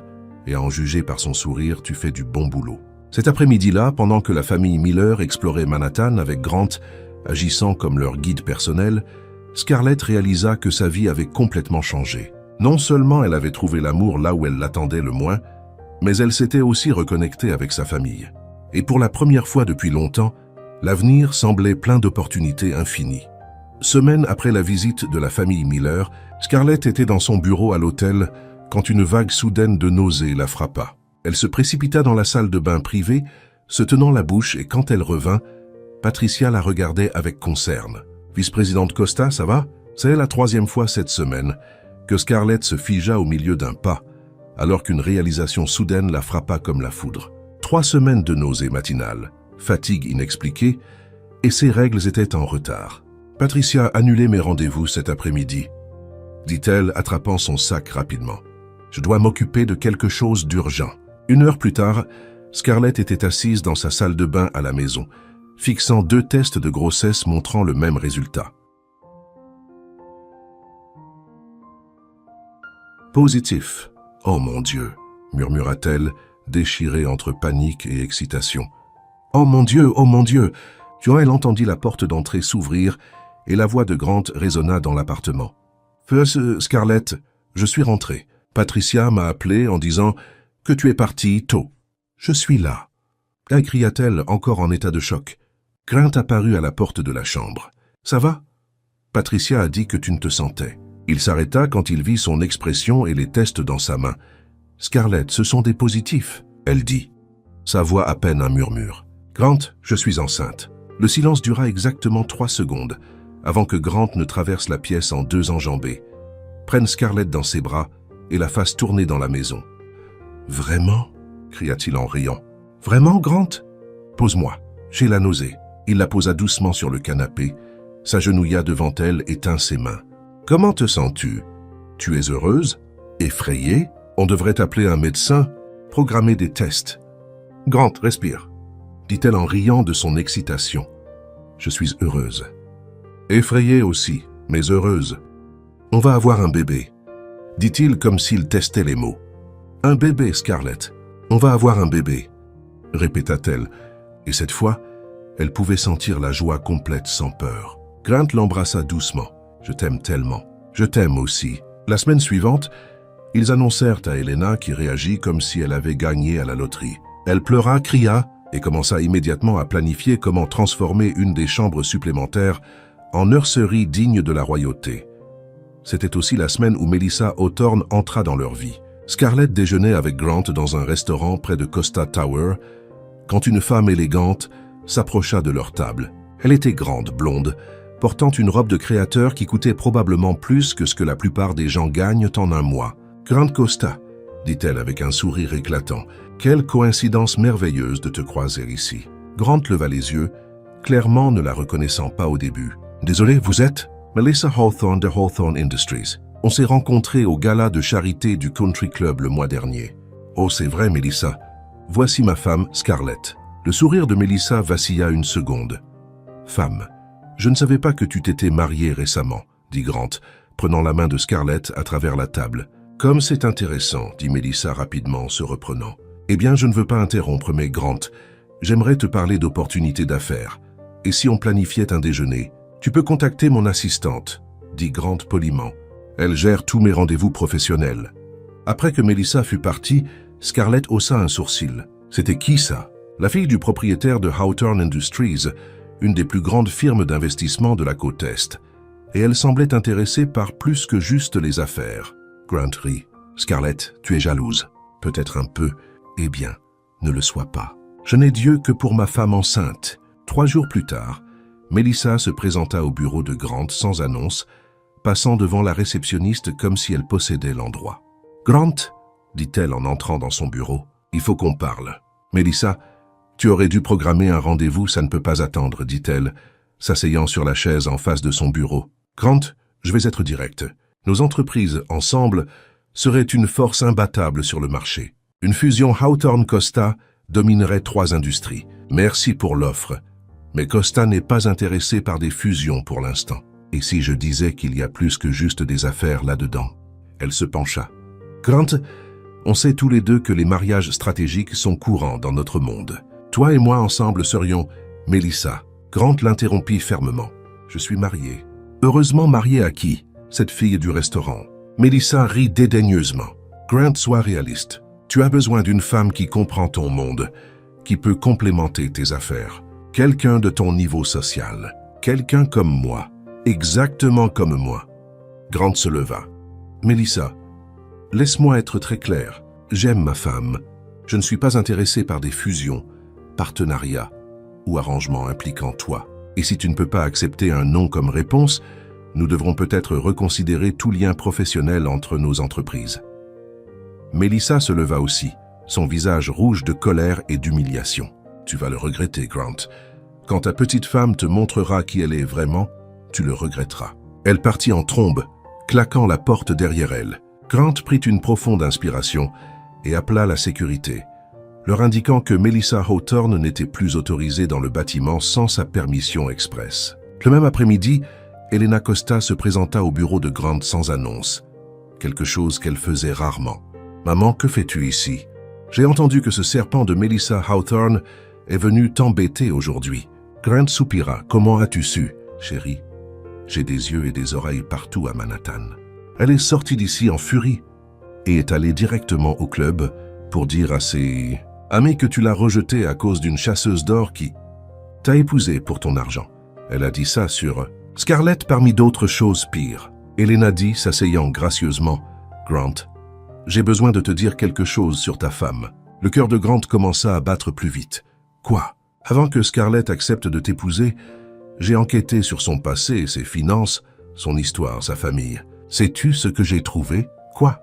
Elle avait 5 000 $ sur son compte chèque, payait le loyer d'un petit appartement partagé avec une amie et travaillait 60 heures par semaine juste pour payer les factures. Si elle était une chasseuse d'or, ce serait la pire de l'histoire. » Grant se détendit, souriant. « Maman, je sais exactement qui est Scarlett. Je sais que tu sais, mais je veux que tu te souviennes de ça chaque fois que quelqu'un comme Melissa Hawthorne questionne les intentions de ta femme. Tu as mon soutien total pour les envoyer balader. » « Merci, maman. Elena se leva et embrassa son fils sur la joue. D'ailleurs, Scarlett m'a donné quelque chose qu'aucune ambitieuse n'aurait pu. Quoi? Elle m'a rendue vraiment heureuse et maintenant elle me donne un petit enfant. Elena sourit mystérieusement. Oh oui, elle m'a dit pour la grossesse. Félicitations, chérie. Après qu'Elena fut partie, Grant resta seul dans son bureau pensant à quel point sa vie avait changé en seulement quelques mois. Il avait une femme qu'il aimait vraiment, un bébé en route et une famille qui avait enfin du sens. Et si Melissa Hawthorne ou quiconque d'autre pensait pouvoir s'en mêler, il se trompait complètement. Grant prit le téléphone et appela Scarlett. « Salut, amour !» Elle répondit immédiatement. « Salut, comment vas-tu et notre bébé ?» Un peu nauséeuse mais heureuse. « Pourquoi ?»« Je voulais juste entendre ta voix, » dit-il en souriant. « Je t'aime, Scarlett. Je t'aime aussi, toujours. » Et tandis que Grant raccrochait, il savait sans doute qu'il avait fait tous les bons choix dans sa vie. Le gala annuel de l'élite des affaires de Manhattan était l'événement le plus important du calendrier social de la ville. Tenu au Metropolitan Museum, il réunissait les noms les plus influents en affaires, politique et société. Grant et Scarlett arrivèrent ensemble, elle rayonnante dans une robe bleu marine qui cachait subtilement les premiers signes de grossesse. « C'est ça, tu es sûr que tu te sens bien ?» demanda Grant pour la 10e fois, en l'aidant à sortir de la voiture. « Grant, je suis enceinte, pas impotente. » dit Scarlett en riant. « D'ailleurs, je veux vraiment rencontrer ce fameux père dont tu évites de parler. » Grant fit une grimace. Marcelo Costa n'est pas exactement connu pour être subtil ou gentil. Ne prends rien de ce qu'il dit personnellement, d'accord? Ils entrèrent dans la grande salle où des centaines de personnes se déplaçaient parmi des sculptures anciennes et des œuvres d'art inestimables. Elena Costa était déjà là, superbe dans une robe dorée, discutant avec un groupe de femmes de la haute société. « Mes chéris, dit-elle, les embrassant tous deux. « Scarlett, tu es absolument stunning. Comment te sens-tu ?»« Mieux chaque jour, répondit Scarlett. « Où est Monsieur Marcelo ?» Grant a dit qu'il serait là. Elena pointa le côté éloigné de la salle où un homme grand et imposant parlait avec un groupe d'hommes d'affaires. Marcelo Costa avait la même carrure que Grant, mais avec un air beaucoup plus sévère, plus imposant. Le voilà probablement en train de discuter comment prendre le contrôle de quelques marchés de plus, dit Elena avec une touche de sarcasme. Grant était sur le point d'emmener Scarlett rencontrer son père, quand Melissa Hawthorne apparut soudainement, bloquant leur chemin. « Grant, dit-elle brillamment, quelle coïncidence merveilleuse. Et Scarlett, c'est ça? Quelle robe intéressante. Bonjour, Melissa, dit Scarlett poliment. Comment allez-vous? Très bien, merci. En fait, j'espérais parler à Grant de cette proposition dont nous avons discuté. Melissa, dit Grant fermement, je t'ai déjà dit que je n'étais pas intéressé. Oh, mais peut-être que tu changeras d'avis quand tu entendras à quel point ton père est excité par l'idée d'un partenariat entre nos familles. Avant que Grant puisse répondre, une voix profonde vint de derrière eux. Grant, enfin, j'ai besoin d'un mot avec toi. Marcelo s'approcha, ignorant complètement Scarlett et se concentrant entièrement sur son fils. Papa, dit Grant prudemment, voici ma femme, Scarlett. Marcelo regarda Scarlett comme s'il la voyait pour la première fois, ce qui était probablement le cas. Oh. Femme? Demanda-t-il confus. Grant, de quoi parles-tu? Nous nous sommes mariés il y a quelques mois, expliqua Grant. Je pensais que maman te l'avait dit. Elena n'a rien mentionné sur un mariage, dit Marcelo clairement irrité, et ça complique sérieusement les plans que nous avions pour toi. Melissa avança avec un sourire sournois. Monsieur Costa, peut-être que je peux clarifier les choses. Grant et moi avons parlé d'un partenariat stratégique entre nos entreprises, qui inclurait aussi une union personnelle. Exactement, dit Marcelo, se redressant. Melissa, ma chère, tu serais parfaite pour Grant. Une fusion entre Costa et Hawthorne Industries serait... Papa, interrompit Grant, haussant la voix. Je suis déjà marié à Scarlett, et je ne suis pas intéressé par Melissa ou une fusion d'affaires. Grant, sois raisonnable, dit Marcelo, baissant la voix mais gardant le ton sévère. Tu ne peux pas laisser des sentiments adolescents interférer avec des décisions d'affaires intelligentes. La pièce commençait à remarquer la tension montante. Les conversations s'arrêtèrent, et les gens commencèrent à se tourner pour regarder le drame se dérouler. Scarlett sentit son sang bouillir.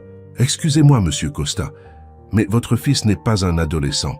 C'est un homme adulte qui peut prendre ses propres décisions. » Marcelo la regarda avec dédain. « Jeune dame, vous ne comprenez clairement pas comment les affaires marchent dans notre famille. » « En fait, dit une voix ferme et élégante derrière eux, Celui qui ne comprend pas comment les affaires marchent dans notre famille, c'est vous, Marcelo. » Elena Costa avança avec des pas confiants, portant une expression que Grant reconnut comme extrêmement dangereuse. « Elena, » dit Marcelo clairement surpris par l'intervention de sa femme. « Nous discutions juste de l'avenir de Grant. »« L'avenir de Grant est déjà décidé, » dit Elena calmement. « Il est marié à Scarlett. Ils attendent de mon premier petit enfant et ils sont parfaitement heureux. » Melissa pâlit. « Un petit enfant? C'est vrai, ma chère, » dit Elena avec un sourire froid. « Scarlett est enceinte, donc tes tentatives de séduire mon fils non seulement inappropriées, mais complètement inutiles. » Marcelo essaya de reprendre le contrôle de la situation. « Elena, indépendamment du fait que Grant est temporairement marié. »« Temporairement ?» Elena haussa un sourcil. « Marcelo, je pense que tu as mal compris. Ce n'est pas un mariage temporaire. C'est un vrai mariage bâti sur un vrai amour. Elena, tu es dramatique. »« Dramatique ?» Elena rit, mais il n'y avait pas d'humour dans sa voix. « Marcelo, tu veux parler de drame ?»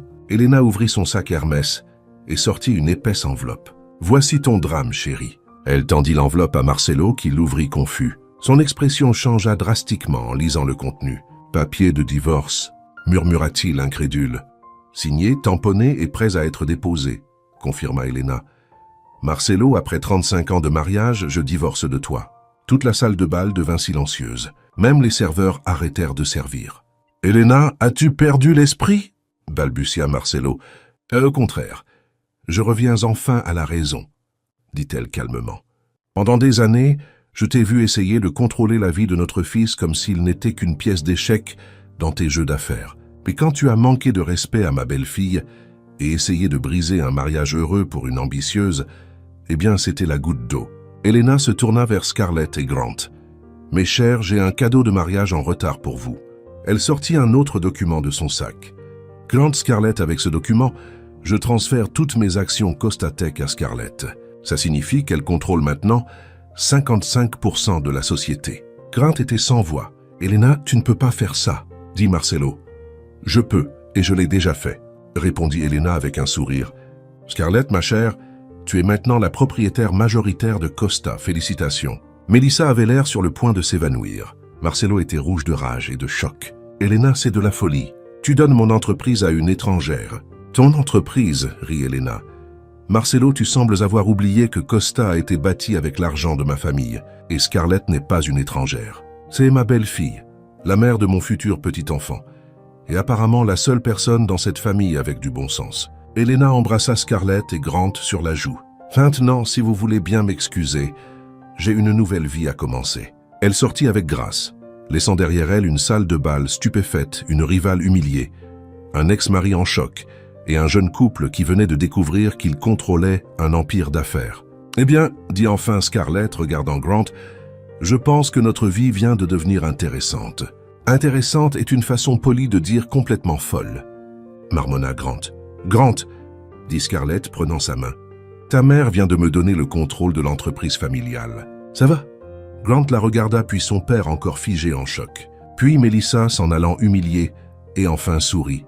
« Scarlett, si quelqu'un doit contrôler cette société, je préfère que ce soit toi, plutôt que n'importe qui d'autre dans cette pièce. » Et tandis qu'ils sortaient du gala ensemble, Scarlett pensa qu'Elena Costa était définitivement la plus spectaculaire belle-mère qu'on puisse avoir.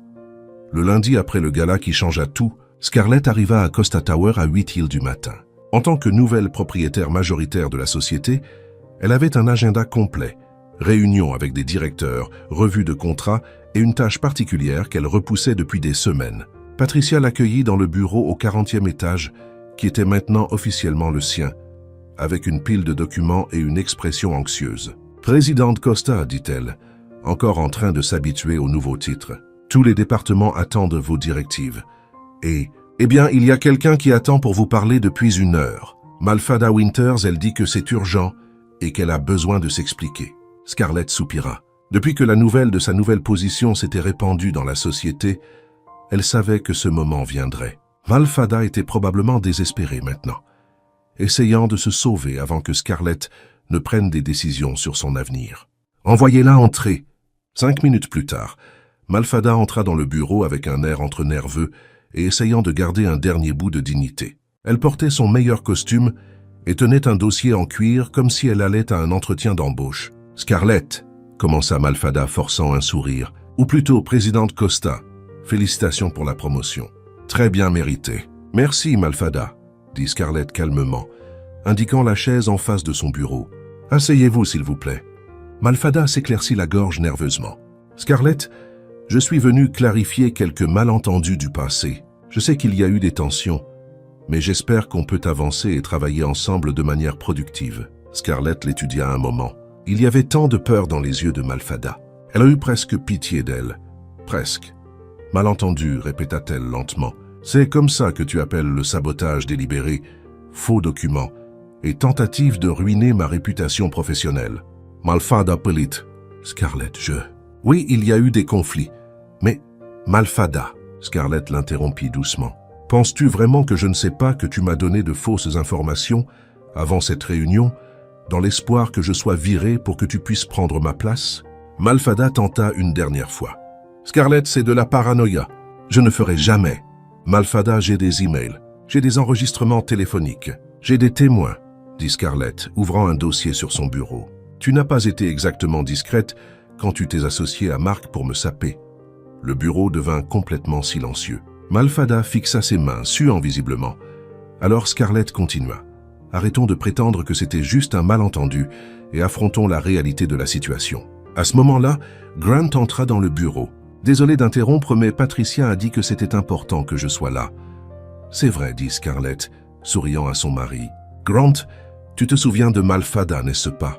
Bien sûr, dit Grant, s'asseyant à côté de Scarlett. C'est celle responsable des faux documents à la réunion. Malfada essaya de se défendre. Monsieur Costa, il y a eu un malentendu. Malfada, dit Grant froidement. Passons la partie où tu essayes d'expliquer l'inexplicable. Scarlett, quelle est ta décision? Scarlett prit une profonde inspiration. Elle avait passé beaucoup de temps à penser à ce moment. La partie vengeresse d'elle voulait humilier Malfada, détruire sa carrière, comme elle avait essayé de détruire la sienne.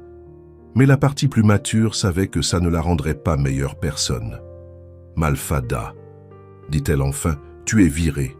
Effective immédiatement. Malfada commença à pleurer silencieusement. Mais Scarlett continua. Avant que tu penses que c'est juste de la vengeance, je veux que tu saches que j'ai passé beaucoup de temps à y penser. Malfada leva les yeux, ses yeux rouges. Que veux-tu dire? Je veux dire, je comprends d'où vient ton envie et ton ambition. Nous venons toutes les deux d'endroits similaires. Nous nous sommes battus pour les mêmes opportunités. La différence, c'est que tu as choisi de rabaisser quelqu'un pour monter, et j'ai choisi de travailler dur et de faire confiance à mes capacités. Scarlett, laisse-moi finir, dit Scarlett calmement. Tu as du talent, Malfada. Tu es intelligente, organisée, et quand tu ne sabotes pas les gens, tu es en fait une employée capable. Grant observait sa femme avec une admiration croissante, voyant comment elle gérait la situation avec grâce et maturité. C'est pourquoi, continua Scarlett, ouvrant le tiroir de son bureau. Voici une lettre de recommandation soulignant tes compétences administratives sans mentionner nos conflits personnels, et un package de départ équivalent à 3 mois de salaire. Malfada prit l'enveloppe avec des mains tremblantes. Scarlett, pourquoi fais-tu ça? Parce que tout le monde mérite une seconde chance, dit Scarlett. Et parce que s'accrocher à la rancune ne blesse que celui qui la porte, pas celui qui l'a causée. Je ne mérite pas ta gentillesse, murmura Malfada. Peut-être pas, mais je mérite la paix de savoir que j'ai fait la bonne chose, dit Scarlett. Malfada, tu as le potentiel pour réussir. Mais tu dois arrêter de voir les autres femmes comme des ennemis et commencer à les voir comme des alliés possibles. Grant se pencha en avant. Malfada, l'envie que tu as portée n'a plus sa place ici. Scarlett t'offre une sortie digne. Je suggère que tu la prennes et que tu l'utilises comme une chance de grandir. Malfada essuya ses larmes. Vous deux, êtes de meilleures personnes que je ne le pensais. Nous ne sommes pas meilleurs que quiconque, dit Scarlett doucement. Nous essayons juste d'être meilleurs qu'hier. Scarlett, dit Malfada, se levant. Je suis désolé pour tout. Pour la jalousie, le sabotage, pour avoir essayé de détruire quelque chose que tu as bâti sur tes propres mérites. J'accepte tes excuses, Malfada, et j'espère vraiment que tu trouves un endroit où tu peux utiliser tes talents de manière positive, sans avoir besoin de blesser qui que ce soit. Puis-je Puis-je te demander quelque chose? Bien sûr. Comment peux-tu ne pas me haïr après tout ce que j'ai fait? Scarlett lui donna un sourire doux. Parce que la haine est un poids que je choisis de ne pas porter. Et au fond, je sais que ta colère n'était pas vraiment à mon sujet. C'était à propos d'un monde qui t'a fait croire qu'il n'y avait de la place que pour l'une de nous. Malfada hocha la tête, clairement ému. Merci de m'avoir montré qu'il y a une autre façon de gérer les conflits. Maintenant, dit Scarlett, tu as 1 heure pour emballer tes affaires. Patricia t'accompagnera pour s'assurer que tout se passe bien. Après que Malfada fut parti, Grant regarda Scarlett avec une profonde admiration. Tu as été incroyable. J'ai été juste, le corrigea-t-elle. Grant, si j'avais pris ma revanche, je serais devenu juste comme elle. Et ce n'est pas qui je veux être. C'est pour ça que je suis tombé amoureux de toi, dit-il, lui donnant un baiser doux. Tu choisis toujours le chemin le plus dur, mais le bon. D'ailleurs, ajouta Scarlett avec un sourire, maintenant qu'elle n'est plus là à causer des problèmes, je peux me concentrer sur ce qui compte vraiment. Quoi? Transformer cette société en un endroit où des gens comme Sophia peuvent prospérer, où le talent est reconnu peu importe le nom de famille, et où notre enfant peut être fier de l'héritage familial. Grant la serra dans ses bras. Notre enfant aura la maman la plus sage du monde. Par la fenêtre, ils regardèrent Malfada quitter le bâtiment avec sa boîte d'affaires personnelle. Il n'y avait ni triomphe, ni satisfaction dans la scène, juste la fermeture d'un chapitre et le début d'un autre. « Tu sais ce qui est drôle ?» dit Scarlett. « Quoi? Il y a quelques mois, j'étais juste une coordonnatrice d'événements, essayant de survivre à Manhattan. Maintenant, je suis là, enceinte, mariée, dirigeant une société et vraiment heureuse. Ma maman dit toujours que quand tu choisis l'amour au lieu de la peur, l'univers travaille en ta faveur. Ta maman est une femme sage, et tu en deviens une aussi. » 6 mois après l'épisode avec Malfada, Scarlett était dans son bureau à Costa Tower, en train de revoir les rapports trimestriels, quand Grant apparut à la porte avec un air mystérieux et un bouquet de roses rouges. « Grant !» dit-elle, regardant par-dessus ses lunettes de lecture. « Que fais-tu ici en plein après-midi ?»« Je suis venu kidnapper ma femme pour un rendez-vous très important, » dit-il avec un sourire. « Quel rendez-vous? Mon agenda est plein jusqu'à 18h. Patricia l'a déjà tout annulé, dit-il, tendant la main. « Me fais-tu confiance ?» Scarlett regarda son mari, remarquant à quel point il avait l'air nerveux et excité en même temps. Enceinte de 7 mois, elle rayonnait, et Grant semblait tomber encore plus amoureux d'elle chaque jour. « Toujours !» dit-elle, prenant sa main. Ils montèrent en ascenseur jusqu'au toit de Costa Tower, un endroit que Scarlett visitait rarement. Quand les portes s'ouvrirent, elle haleta. Le toit avait été transformé en un jardin magique, avec des lumières dorées suspendues entre des arbres en pot, des pétales de roses éparpillés par terre et une vue époustouflante sur Manhattan au coucher du soleil. « Grant !» murmura-t-elle. « qu'est-ce que c'est que tout ça ?» Il l'amena au centre de la terrasse, où une arche décorée de fleurs blanches et dorées se tenait. « Scarlett !» dit-il, s'arrêtant et se tournant vers elle. « Il y a 8 mois, nous nous sommes mariés parce que ma maman nous y a forcés. C'était par convenance, pression et un tas de circonstances folles. Grant, laisse-moi finir, dit-il souriant nerveusement.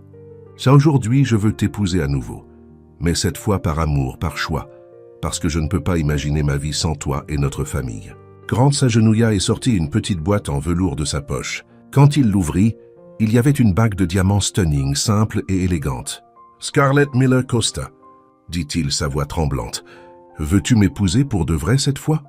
Scarlett pleurait et riait en même temps. « Grant, nous sommes déjà mariés. Techniquement, oui. Mais romantiquement, je veux bien faire. Alors, vas-tu ?»« Oui, dit-elle, jetant ses bras autour de lui du mieux qu'elle pouvait avec le ventre de bébé. « Bien sûr que je vais. » Tandis qu'ils se séparèrent du baiser, Helena Costa apparut soudainement de nulle part, applaudissant et pleurant d'émotion. « Mais chérie, s'exclama-t-elle, enfin une vraie demande en mariage dans cette famille. Maman, rit Grant, tu te cachais ici tout le temps. Bien sûr, quelqu'un devait capturer le moment, dit-elle, faisant signe à un photographe professionnel qui avança discrètement. Helena, rit Scarlett, tu ne cesses jamais de nous surprendre. Chérie, la vie est trop courte pour ne pas célébrer les moments spéciaux. Et en parlant de célébrer, et si on faisait un vrai mariage dans 3 semaines? 3 semaines plus tard, Central Park était décoré comme un conte de fées. La cérémonie était en extérieur, près du lac, avec 200 invités, incluant la famille Miller qui avait voyagé spécialement pour l'événement et pratiquement toute l'élite de Manhattan. Scarlett était dans une suite au Plaza Hotel avec Lisa, l'aidant à se préparer. Sa robe de mariée était un design exclusif, qui épousait parfaitement son ventre de 8 mois de grossesse, faite de soie ivoire avec une broderie délicate. « Tu es absolument stunning », dit Lisa, ajustant le voile. Qui aurait pensé que ce bazar au café finirait en un mariage de conte de fées? Lisa, merci d'être là, d'être ma demoiselle d'honneur, de ne pas penser que je suis folle d'épouser le même homme 2 fois.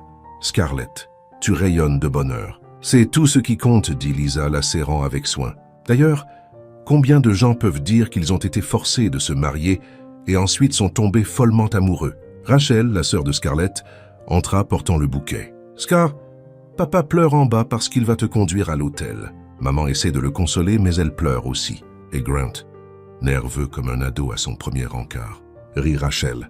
Elena essaie de le calmer, mais je pense qu'elle est plus nerveuse que lui. Une demi-heure plus tard, Scarlett marcha sur le tapis rouge vers l'hôtel avec Robert Miller à ses côtés. Grant attendait sous une arche de fleurs blanches et dorées, portant un smoking impeccable et un sourire qui illuminait tout son visage. Quand elle atteignit l'hôtel, Robert embrassa son front et murmura « Je suis fier de toi, ma chérie. » Très fier. Grant prit les mains de Scarlett. Et cette fois, quand l'officiant demanda s'ils se prenaient l'un l'autre comme mari et femme, il n'y eut ni doute, ni menace, ni convenance. « Je le veux », dirent-ils tous deux, larmes aux yeux et sourires sincères sur les visages. Quand ils s'embrassèrent en tant que mari et femme, pour la seconde fois, mais la première pour un vrai amour, toute l'assemblée éclata en applaudissements. Elena Costa était au premier rang, en train de pleurer ouvertement et murmurant à Margaret Miller. « Mon plan a parfaitement marché. Je savais qu'ils étaient faits l'un pour l'autre dès le premier jour. »« Madame Costa, » rit Margaret, « vous êtes un très bon Cupidon. Chérie, appelle-moi Elena. Nous sommes famille maintenant. » À la réception tenue dans la salle de bal du Plaza, Grant et Scarlett partagèrent leur première danse en tant que couple vraiment amoureux.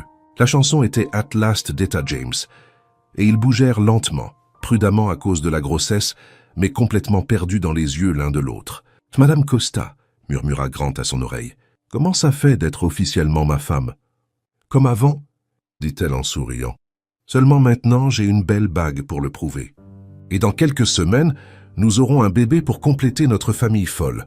Grant, es-tu heureux ? » « Vraiment heureux, Scarlett. Il y a 8 mois, j'étais un workaholic solitaire qui organisait les livres par couleur. Aujourd'hui, je suis un homme marié avec une femme incroyable, attendant notre premier enfant et partageant le contrôle d'une société avec la personne la plus intelligente que je connaisse. Donc, oui, je suis plus qu'heureux. Je suis complet. » Pendant le discours d'Elena, elle leva son verre de champagne. Scarlett but du jus de raisin et dit « Il y a quelques mois, mon fils Grant était un homme très sérieux qui avait besoin de quelqu'un pour secouer sa vie trop organisée. »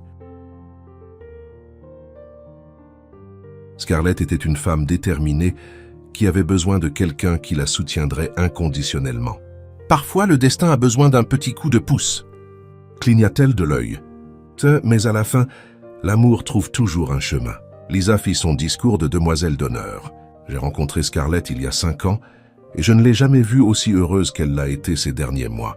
Grant, tu as transformé ma meilleure amie en la version la plus rayonnante d'elle-même. Et Scarlett, tu as transformé un CEO sérieux en un homme qui rit à voix haute et mange des pâtes avec les mains. Vous deux êtes la preuve que les meilleurs mariages commencent avec les histoires les plus improbables. » Quand la fête se termina, il était déjà tôt le matin. Scarlett et Grant montèrent à la suite présidentielle de l'hôtel, épuisés mais rayonnants. « Grant, » dit Scarlett en levant ses chaussures et s'affalant sur le lit. « Notre bébé va naître dans un monde où ses parents se sont rencontrés parce que sa maman a crié, après son papa en pensant que c'était quelqu'un d'autre. C'est toute une histoire à raconter quand il grandira. » Grant rit, desserrant sa cravate. « Penses-tu qu'on sera de bons parents ?» Grant s'allongea à côté d'elle, posant sa main sur son ventre. « Scarlett, si nous avons pu transformer un mariage forcé en une vraie histoire d'amour, nous pouvons tout faire. » Cette nuit-là, tandis que Manhattan scintillait en bas, Scarlett et Grant s'endormirent dans les bras l'un de l'autre. Sachant qu'ils avaient trouvé quelque chose de rare et précieux, un amour né du chaos, renforcé par l'adversité et épanoui par une compréhension mutuelle. Et quelque part dans la ville, Elena Costa sourit dans son appartement, contente de savoir que parfois, juste parfois, interférer dans la vie de ses enfants peut mener à quelque chose de merveilleux. Qu'avez-vous pensé de l'histoire de Scarlett et Grant? Partagez vos pensées dans les commentaires. Sur une échelle de 0 à 10, comment noteriez-vous cette histoire? Abonnez-vous à la chaîne et cliquez sur la cloche pour ne pas rater nos histoires. Et prenez un moment pour checker d'autres histoires touchantes en cliquant juste ici sur l'écran de fin.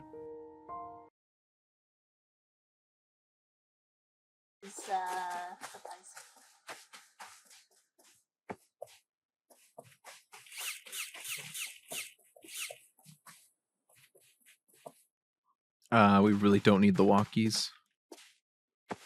Nope.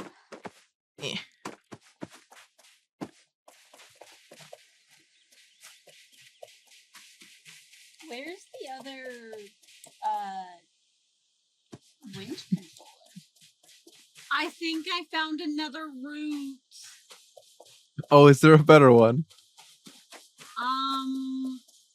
It's a little hidden, but I thought I saw it a way before. And you kind of just have to go off a little bit off trail, and then there's a way down to a cabin. Oh, okay. Yeah, just tell me where to go and I'll go. Basically, you just go all the way to that bridge again, but before you hit the bridge, you go right. Here, follow me for a second so you can, like, see. Okay, hold on. I'm stuck in this freaking dark. I'm sorry. I'm trying to throw that down. Alright, Christy, show me the way. We lost a winch control. What? We only have one now. Oh no!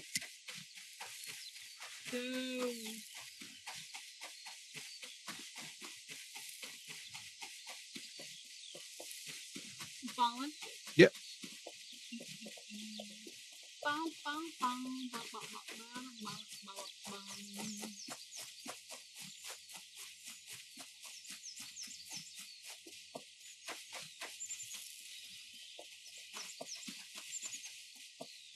Okay, so instead of going up this way, we just lost almost half of our RV. That might be a smidge. Come here. Now you go like over this way, and there's like a little bit of a path right here that goes down there, and then there's a cabin. Oh, is that a dead end though? Oh, I think you can go down into. Oh. I mean, what's the harm, dude? How do we cross? Probably go down and then try and get up. Is there a way over that way?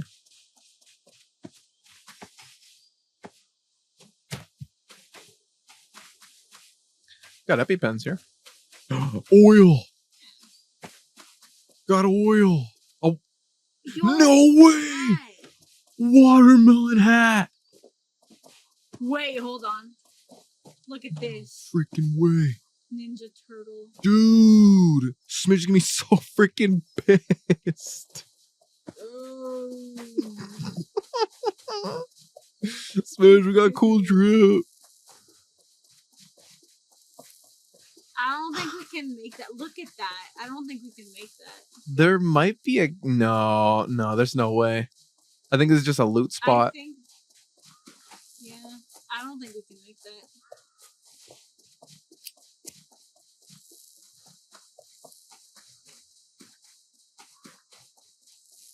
We got more oil though. We can fix the engine, right?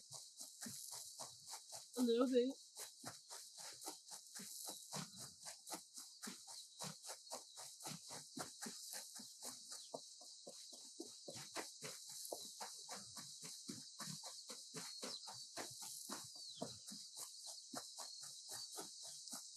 Try to long run back.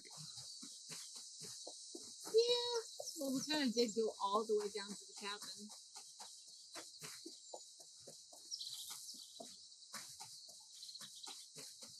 Go.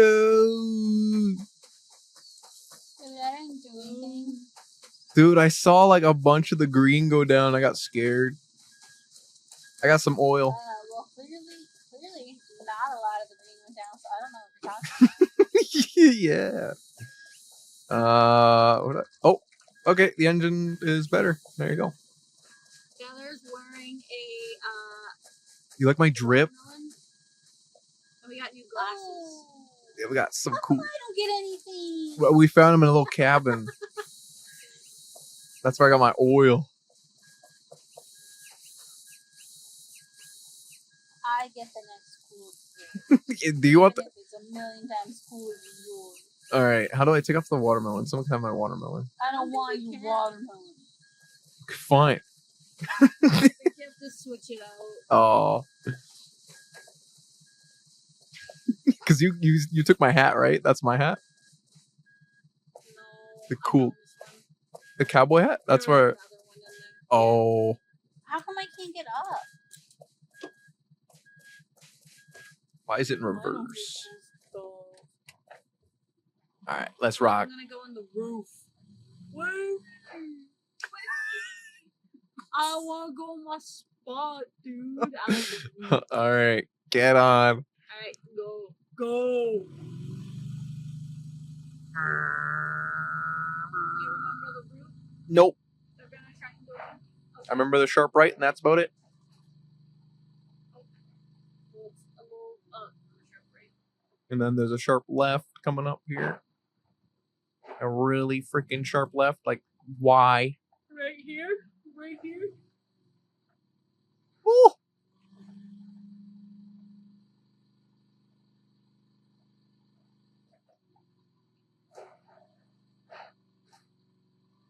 Okay, then take a left. Wait, no, you have to go back a little bit more. I need to get momentum. Are you gonna try and do that again? Yes. I think we have to. There are planks directly in front. Maybe we can put them downwards. Oh, there's planks? Up top, the ones that you're running over. Hold on, wait. Go for it. Which planks? The ones right here. Those are ramps. Go to the end of this ramp. They literally say And planks. then put it. You can pick them up. Oh, no, that's not gonna work. That's not gonna work. That's not gonna work. Are we in port? It's too small. There's a bear. What? I think there's a bear. Spray it. Oh! Oh, it's on. It's on. Going in reverse. Going in reverse. Going in reverse. Go kill yourself, you stupid bear! Come back, I went away. Come back.